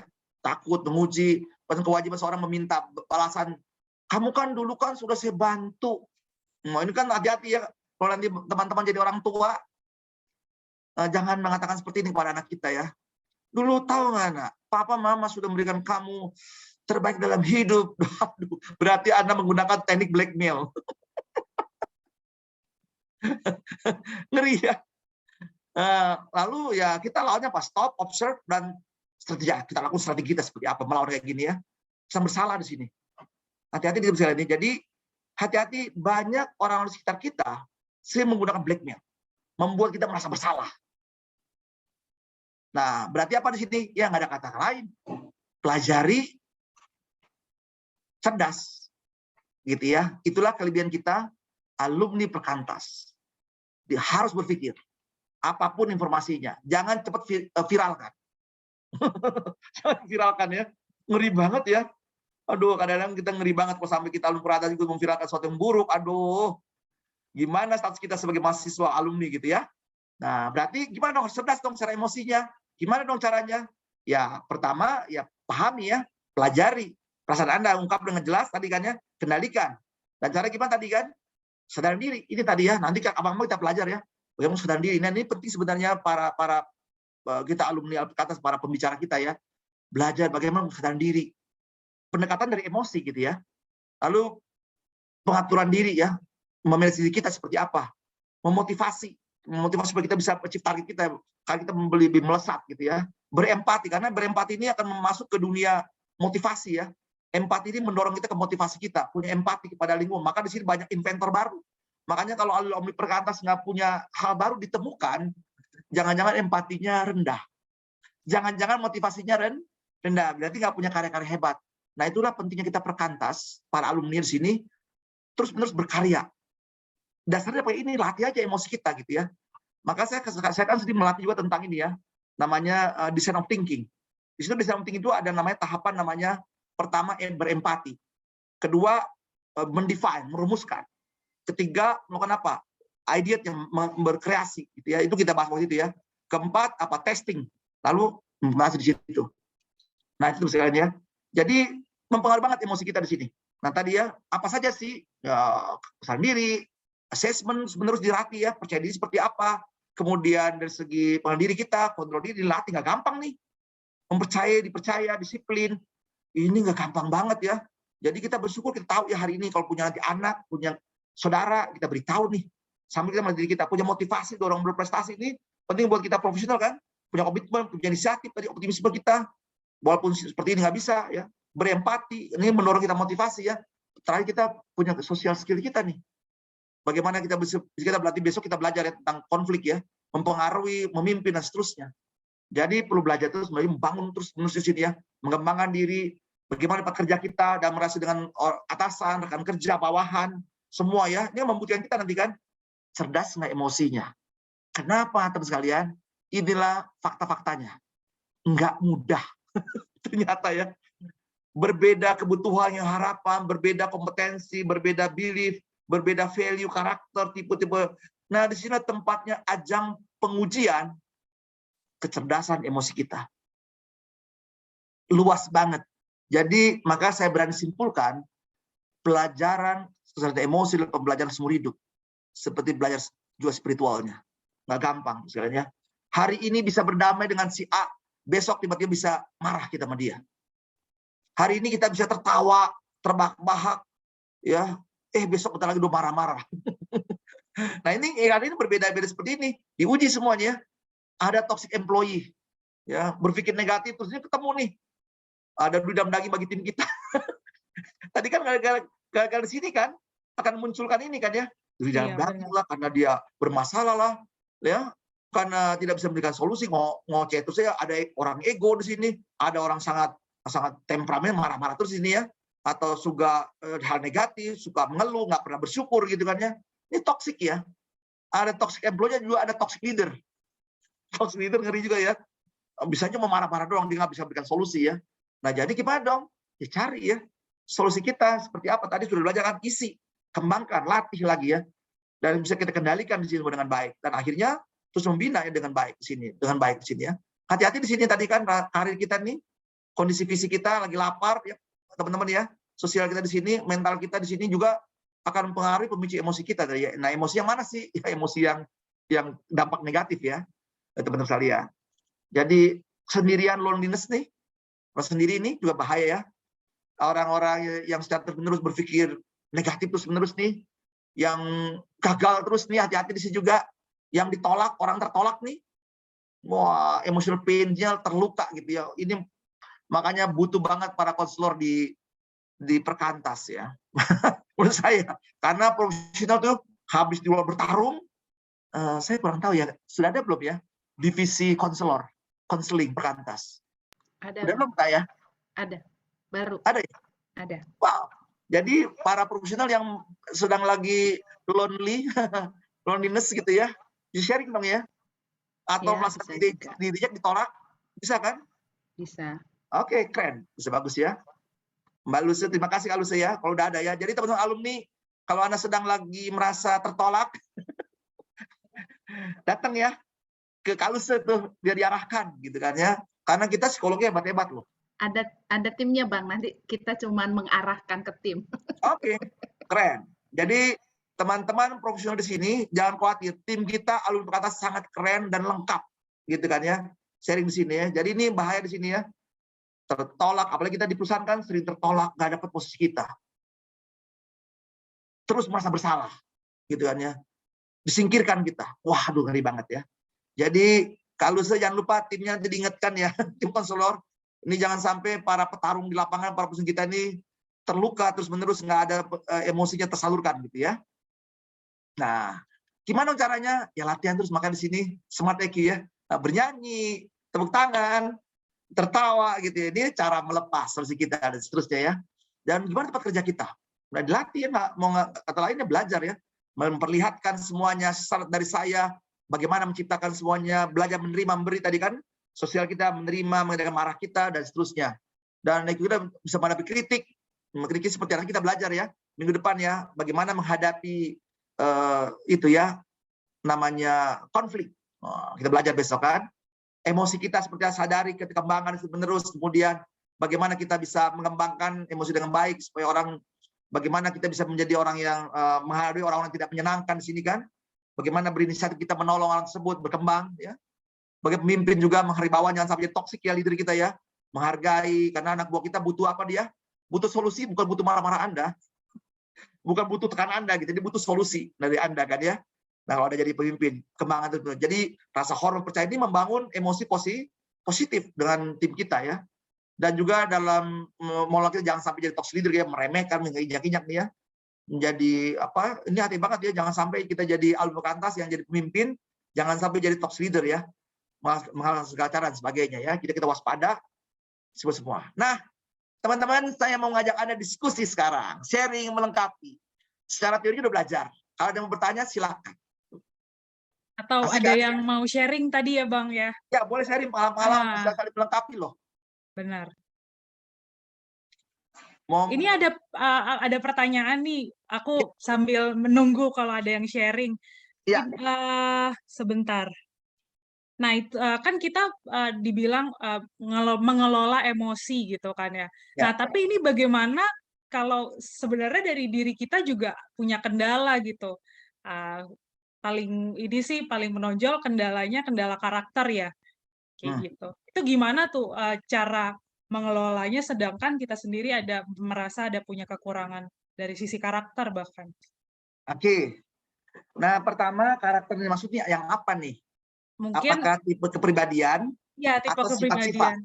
Sifat-sifat ya? Iya, sifat. Sifat kita. Nah, kalau tipe kepribadian itu kan ada dua ya, pengaruh dari genetik, keturunan, dan pengaruh lingkungan. Nanti itu kalau belajar buku tentang kepribadian, pendekatan DSC, itu kan dia menggunakan tes. Nggak tahu teman-teman sudah pernah dites belum ya?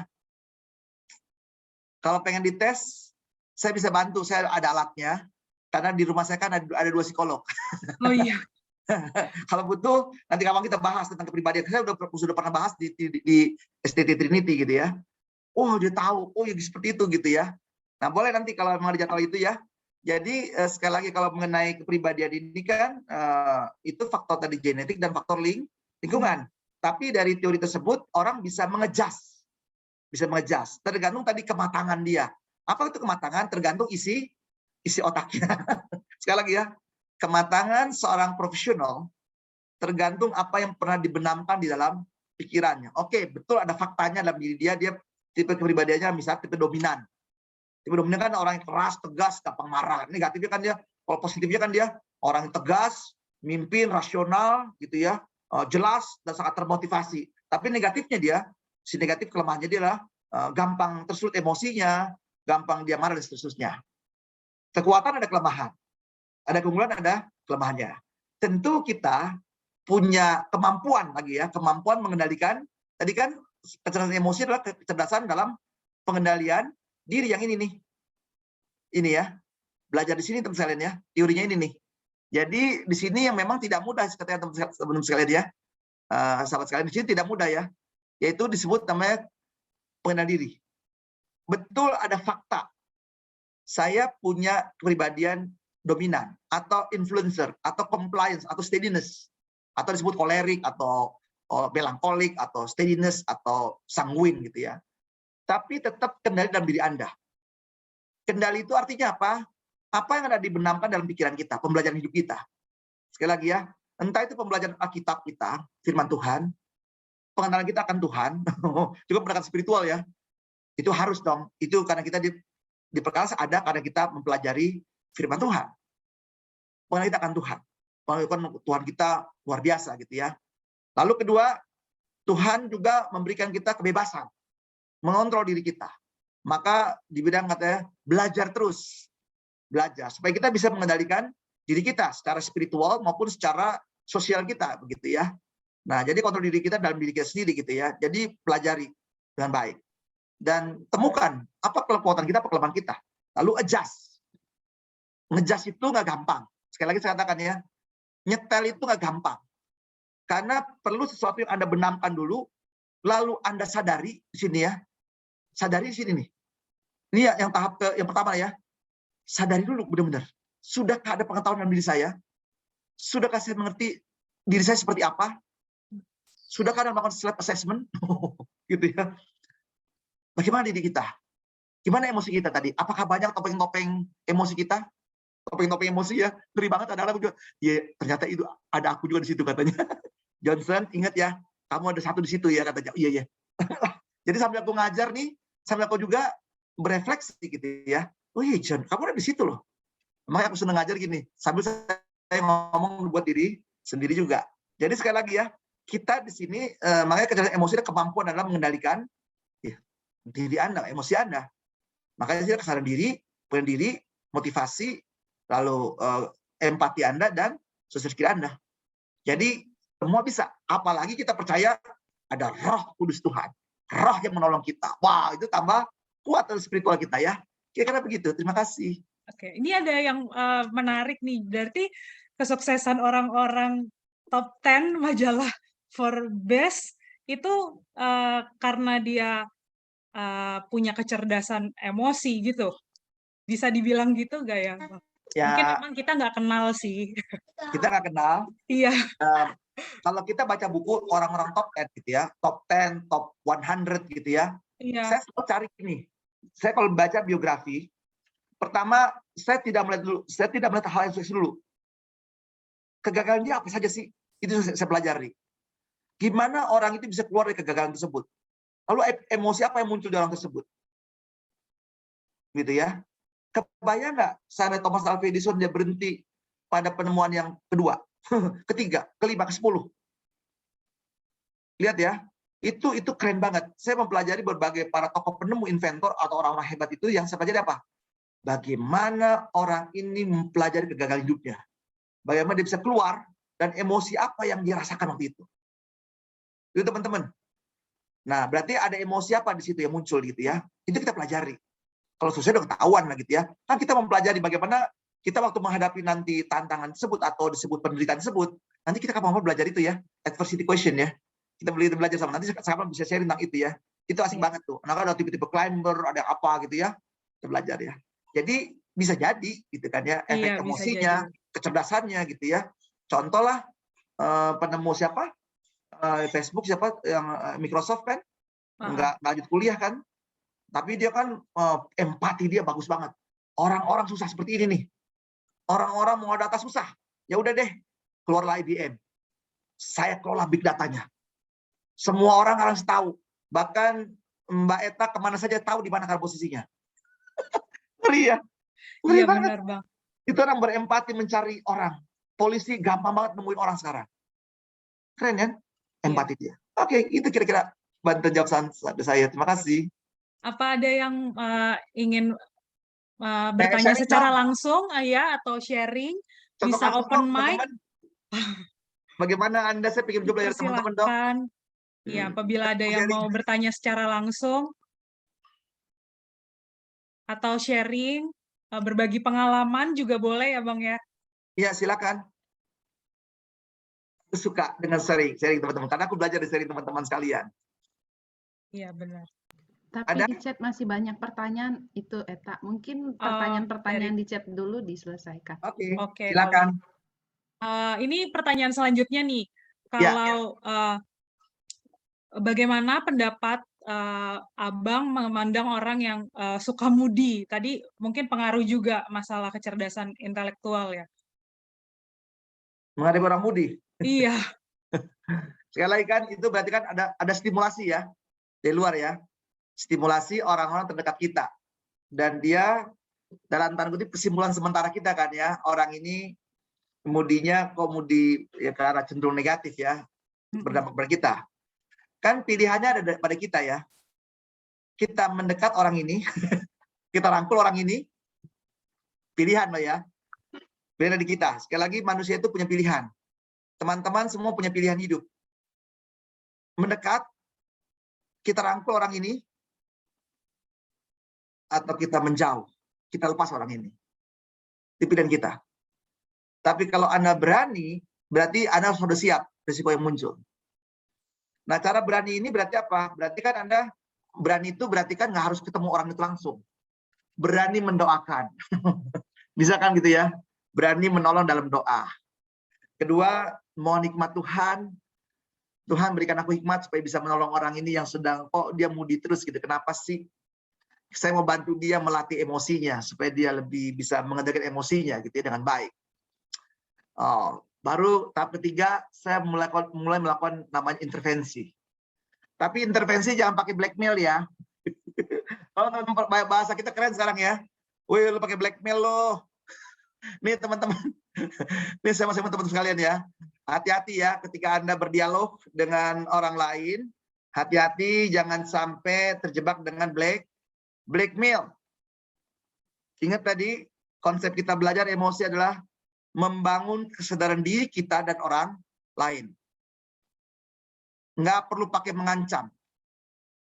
Nggak perlu menciptakan rasa takut. Karena dia apa? Dia manusia ciptaan Tuhan. Perlu kita tolong, kalau kita berani. Gitu kan ya. Jadi nggak perlu ngancam, kamu kalau mudi terus gini nih, kamu dimusuhin banyak orang loh, kamu nggak punya teman loh. Kesian ya.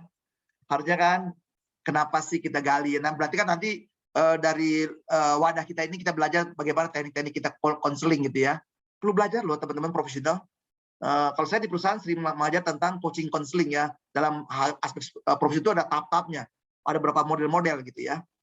Nah, tapi hati-hati jangan gunakan komunikasi blackmail. Ini sering dipakai karena kita nggak punya ilmu. Nah, itu lagi nggak punya ilmu udah kepepet, sering menggunakan blackmail. Makanya saya bilang kalau para pengkhotbah kalau cepat-cepat menggunakan blackmail udah bahaya banget gitu ya. Bangun kesadaran. Ini ilmu kita ya. Kesadaran diri kita. Jadi belajar ilmu yang ini ya. Teman-teman sekalian ya. Berarti kita belajar menolong orang itu membangun kesadaran dirinya. Supaya dia percaya diri lagi gitu kan ya. Lalu kedua, melatih orang ini bisa punya kemampuan pengendalian diri. Supaya jangan mudik gitu ya. Dan ketiga, menolong dia punya lagi motivasi. Dan akhirnya punya empati. Dan akhirnya dia cerdas lagi secara sosial dia. Bisa diterima oleh orang lain. Gampang nggak? Nggak gampang. Terus sekalian ya. Aku ngomong teorinya gampang loh ya. Makanya tadi saya katakan ya, beberapa tripstiknya menghadapi orang ini. Pertama, dua pilihan Anda. Dekati atau jauhi. Tuh. Kalau Anda terpanggil, nah berarti kan panggilan ini panggilan roh ya. Roh Kudus kita memanggil kita. Tolonglah orang ini. Oke, menolong aja ada 3 tahap ya. Mendoakan. Kedua, minta hikmat Tuhan. Ketiga, intervensi. Intervensi juga ada syarat-syaratnya tadi. Syarat-syaratnya apa? Bangun kesadaran. Jangan pakai blackmail. Bangun kesadaran diri. Makanya ini penting banget para pengkhotbah gitu ya. Bagaimana mau sadar jemaat supaya mereka sadar, dia merasa milik Tuhan, dia mengasihi Tuhan, dia sadar kemudian apa? Dia bisa mengenal dirinya dengan baik, lalu punya motivasi berkembang dalam pelayanan, lalu dia punya empati dan akhirnya sosial skills bagus. Wow, itu keren yang pengkhotbah juga ya. Oke, itu kira-kira. Ya. Kalau pertanyaan selanjutnya nih mengenai seberapa besar sih pengaruh perkembangan teknologi yang ada atau tren-tren yang ada sekarang itu pengaruhnya seperti apa dalam pembentukan emosi kita? Ya, teknologi mempengaruhi emosi ya. Ya pastilah ya kan. Contoh Sekarang kita jadi bahagia kan gara-gara teknologi kan? Bisa komunikasi nggak perlu ketemu kan? Iya, betul. Bisa pakai, lihat ya, kita berjauh-jauhan mungkin ada yang di luar negeri. Saya tahu di sini ada yang di Qatar, bang siapa tadi ya? Ada yang di Arab Saudi, ada yang di mana gitu ya, ikut serta kan di sini. Ada yang di Manado, ada yang di Indonesia dan sebagainya. Saya bersyukur kan teknologi ternyata membuat kita bahagia. Bisa berkomunikasi, bisa chatting, bisa chat. Bisa juga kan pakai bisa buat marah kan? Teknologi dia netral. Seperti pisau dia. Ya teknologi bisa seperti pisau. Bisa digunakan pisau ini memotong-motong sayur, potong daging untuk makan kita. Menikmati makan minum. Tapi juga teknologi bisa seperti pisau untuk melukai orang lain. Bisa nggak? Bisa. Contohnya adalah memviralkan sesuatu yang hoax gitu ya. Melukai orang lain. Tapi untungnya udah ada hukum ya. Kena ITE dan seterusnya. Jadi sekali lagi teknologi tentu akan mempengaruhi emosi kita. Makin mudah kita menyalurkan emosi. Betul nggak teman-teman? Teknologi memudahkan kita menyalurkan emosi kita. Contohnya apa? Di IG Anda itu sedang menampilkan emosi Anda. Betul nggak teman sekalian?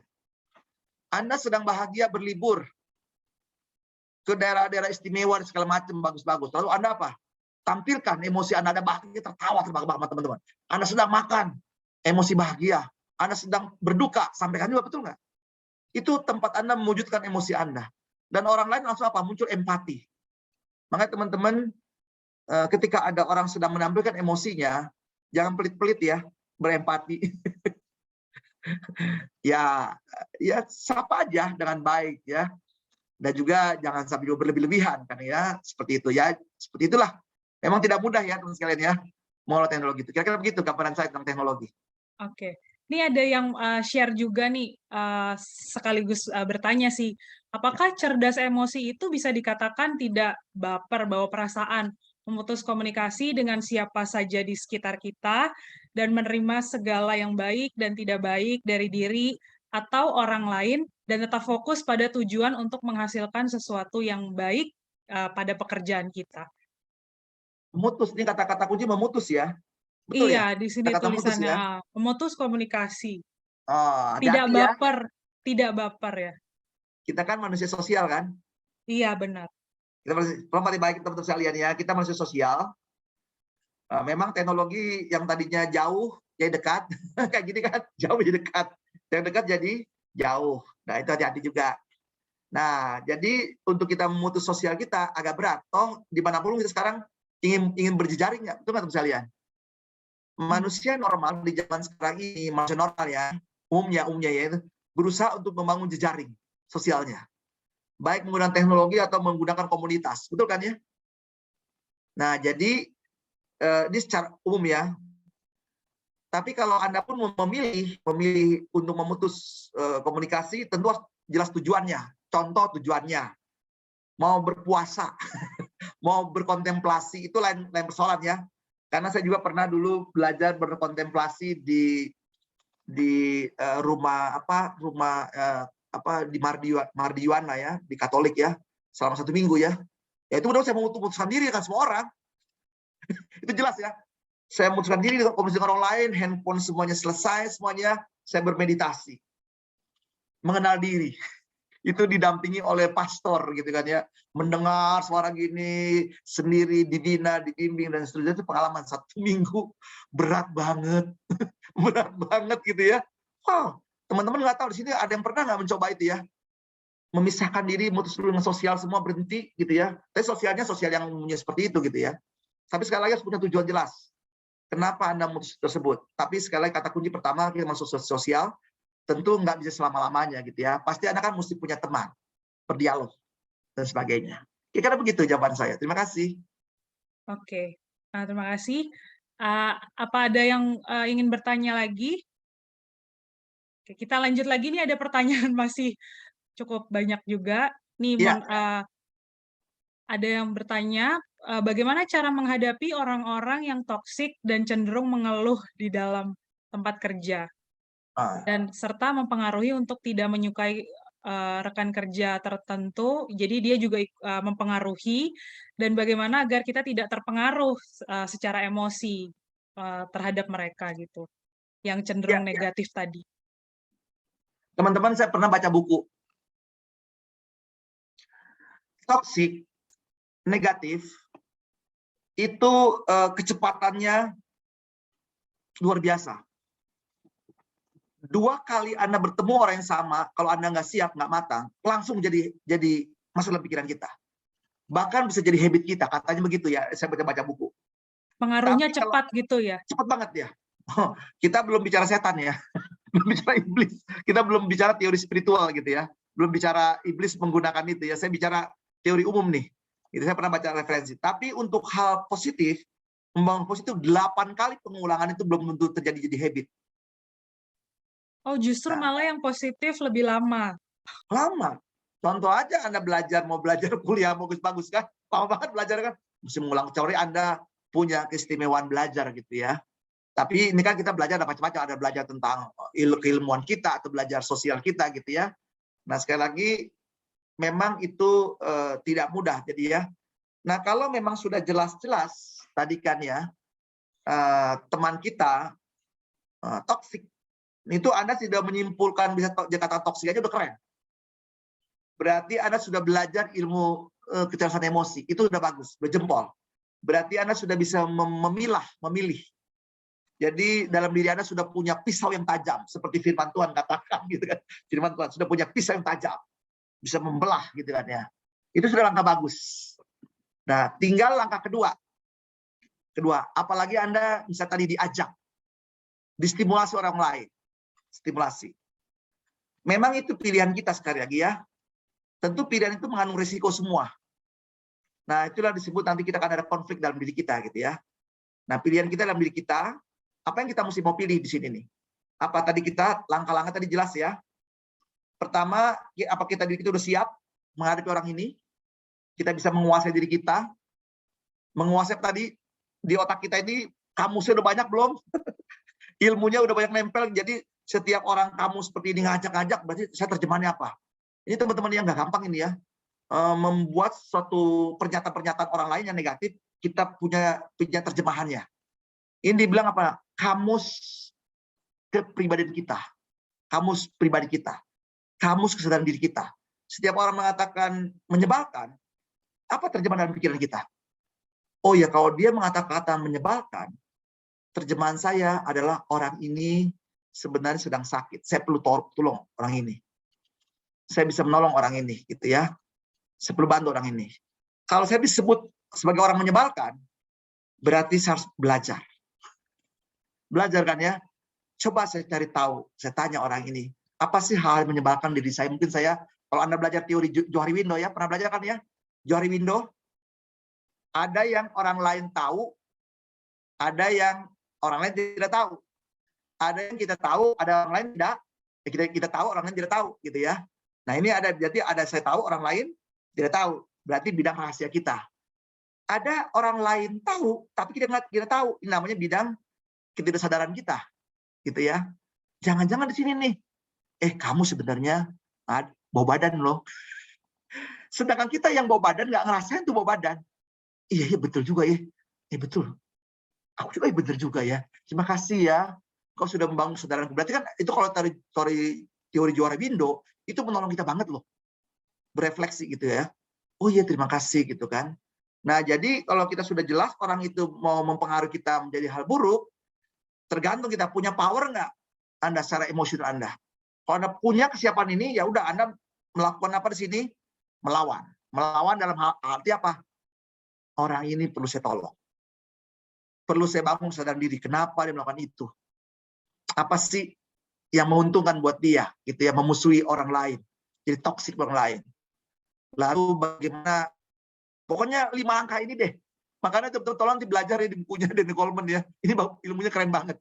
Keren banget buku ilmu ini. Banyak banget saya jelaskan gitu ya. Jadi pelajari ilmu ini aja. Yang penting sekarang Anda paham sekarang emosi kita ada gitu ya. Emosi kita dia nggak bisa kita rumuskan itu negatif positif, tapi emosi kita adalah memang dari diri kita sendiri gitu ya. Memang sudah anugerah Tuhan kepada kita. Makanya kita bisa bertahan tadi ya. Bisa bertahan, bisa kita memperkuat semuanya. Jadi pilihannya tadi kalau Anda berani kuat yaitu intervensi, Anda berani. Kalau nggak berani sudah Anda mundur. Menghindar aja. Sampai Anda menyiapkan diri gitu. Masa menghindar terus kan? Ya nggak bisa dong. Kira-kira begitu jawaban saya. Terima kasih. Oke. Kita ke pertanyaan selanjutnya. Mungkin pertanyaan terakhir, apakah ketulusan harus tetap kita pertahankan di tengah lingkungan yang penuh intrik? Mungkin ke arah tadi ya, topeng emosi gitu tadi. Apakah ketulusan kita tetap harus kita pertahankan? Wah, ini Atau terpaksa. bagaimana memanage-nya? Ini harus keluar ayat-ayat ini nih, Bang Eli. Saya lupa ayatnya di mana. Hendaklah engkau cerdik seperti ular, tulus seperti merpati. Nah, kalau kita menggunakan dasar spiritualitas gitu ya, gimana ya? Tulus yang cerdik ya. Tulus yang cerdik. Tulus yang cerdik gitu ya.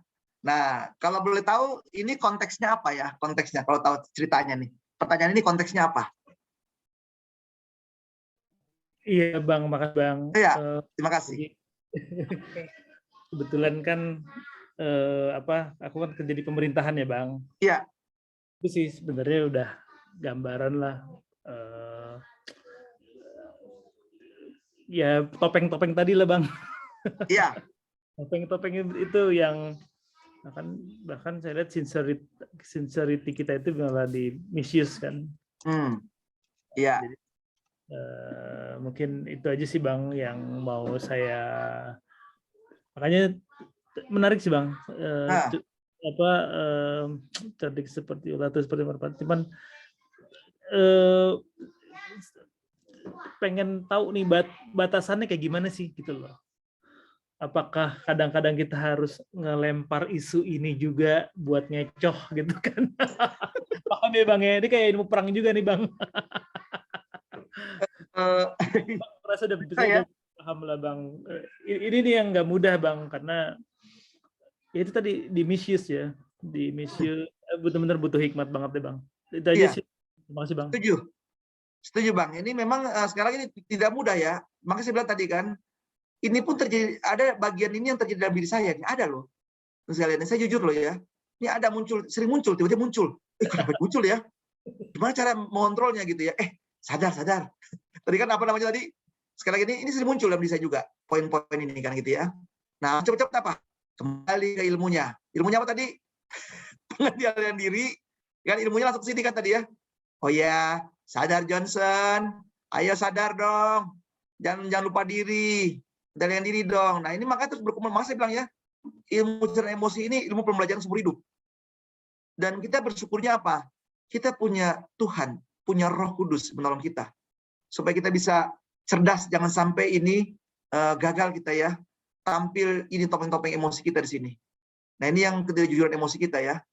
Nah, apakah nanti berdampak? Ya bisa jadi penyakit ya. Penyakit kita ya, akhirnya tadi menghalalkan semua cara. Akhirnya apa? Dia pamer-pamer di media sosial, ternyata jadi korupsi. Makanya nggak heran ya. Tadi malam lalu saya diskusi dengan istri saya, nonton film tentang ini ya. Perjuangan seorang anak yang miskin gitu ya. Coba perhatikan di film-film Indonesia sekarang. Perhatikan baik-baik ya. Kalau zaman dulu era 90-an, 2000 ke bawah ya, masih ada film-film yang memancing emosi. Dari orang miskin jadi sukses gitu ya. Itu difilmkan. Tapi sekarang perhatikan baik-baik. Sinetron kita semuanya isinya apa? Orang muda kaya raya udah pakai mobil Mercedes-Benz, pakai BMW, kita bingung dari mana tuh duitnya. Udah gitu syutingnya sebentar doang, langsung kaya raya. Gitu kan ya. Nah, ini berarti topeng-topeng ini nih, ini kita sering tampil lihat nih di media sosial kita ya. Nah, inilah yang sering meracuni saya juga gitu ya. Meracuni kita, teman-teman. Nah, kita bersyukurnya kita punya Tuhan. Punya Roh Kudus Tuhan gitu ya, menolong kita. Kita bersyukur kita ada perkantas, ada alumni perkantas yang menolong kita gitu ya. Terus diangkat terus-menerus. Dan hari ini kita belajar. Itu ada fakta-fakta ini loh, sekalian ya. Kedua, fakta-fakta ini sekalian ya. Fakta-fakta blackmail ini. Ini sering banget saya lihat ini, saya dengar sendiri gitu ya. Ngeri banget gitu kan ya. Nah, jadi bagaimana menghadapi ini? Memang kita harus berhikmat. Setuju tadi ya. Berhikmat dengan pendekatan cerdik seperti ular, tulus seperti merpati. Dan kalau Anda sudah berani mengintervensi, berarti Anda siap tertolak. Padahal tadi begitu tertolak, sakit lagi kan? Kalau tertolak gimana tadi nih? Ini hati-hati tuh, jadi ngeri-ngeri juga ya. Jangan sampai seperti gini. Jadi orang-orang yang rejection. Sakit juga. Jadi kalau emosi kita nggak siap ditolak, lalu gimana dong ya? Ngeri juga ya. Kalau saya ditolak berarti kan mengalami loneliness, kesendirian kita. Kita gagal, waduh, wah gimana nih? Nah makanya teman-teman ya, nggak ada kata lain sih, memang selalu datang kepada Tuhan. Bersyukurnya kita, kalau perkantas adalah telah dididik untuk mengutamakan Tuhan. Itu yang saya bisa lihat. Kira-kira begitu, Mbak Eta. Oh iya, oke. Itu tadi pertanyaan terakhir kita untuk sesi hari ini. Terima kasih buat pemaparannya dan juga sesi tanya jawabnya untuk kita semua juga. Mungkin kita akan segera ditutup dalam doa, dan ada pesan atau kata-kata penutup dari Bang Johnson sebelum ditutup dalam doa. Ya, yang pertama kita lihat kesimpulan kita ya. Jadi kesimpulan kita di sini adalah situasi emosi itu memiliki peran yang sangat besar dalam kehidupan kerja dan keberhasilan seseorang. Itu yang perlu kita sadari ya. Yang kedua, kemampuan dalam membangun kekuatan emosi dapat mendukung seseorang dalam menjalankan profesinya, fungsinya, serta mengembangkan karirnya. Dan kita sebagai pemimpin nanti yang cerdas, emosi dapat mendorong anggota timnya berkembang dan emosi kita terlatih. Dan juga jangan lupa emosi kita menolong kita untuk bisa melompat karir kita. Dan kalau kita tidak terkendali, kita akan terprosok ke bawah.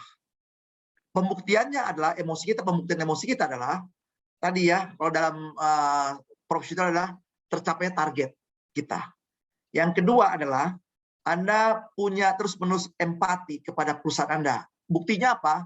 Anda bisa menemukan masalah, potensi masalah, project improve peluang bisnis. Akhirnya keluar ide kreatif Anda karena Anda punya empati dan akhirnya termotivasi Anda mengeluarkan seluruh potensi Anda yang dimiliki oleh para alumni Perkantas. Yang diharapkan, saya juga mendorong diri saya gitu ya, punya karya-karya besar. Dimanapun kita ditempatkan Tuhan sesuai dengan apa? Talenta, karunia, dan berkat-berkat Tuhan titip kepada kita. Mari berkarya, jangan pernah berhenti, dan latih emosi kita. Dan pada akhirnya, kita mampu mengkader orang-orang sekitar kita. Di mana kita berada. Jadi berkat dengan membangun emosi kita. Terpujilah Tuhan. Amin. Oke, terima kasih buat Bang Johnson. Kita bisa tutup dalam doa.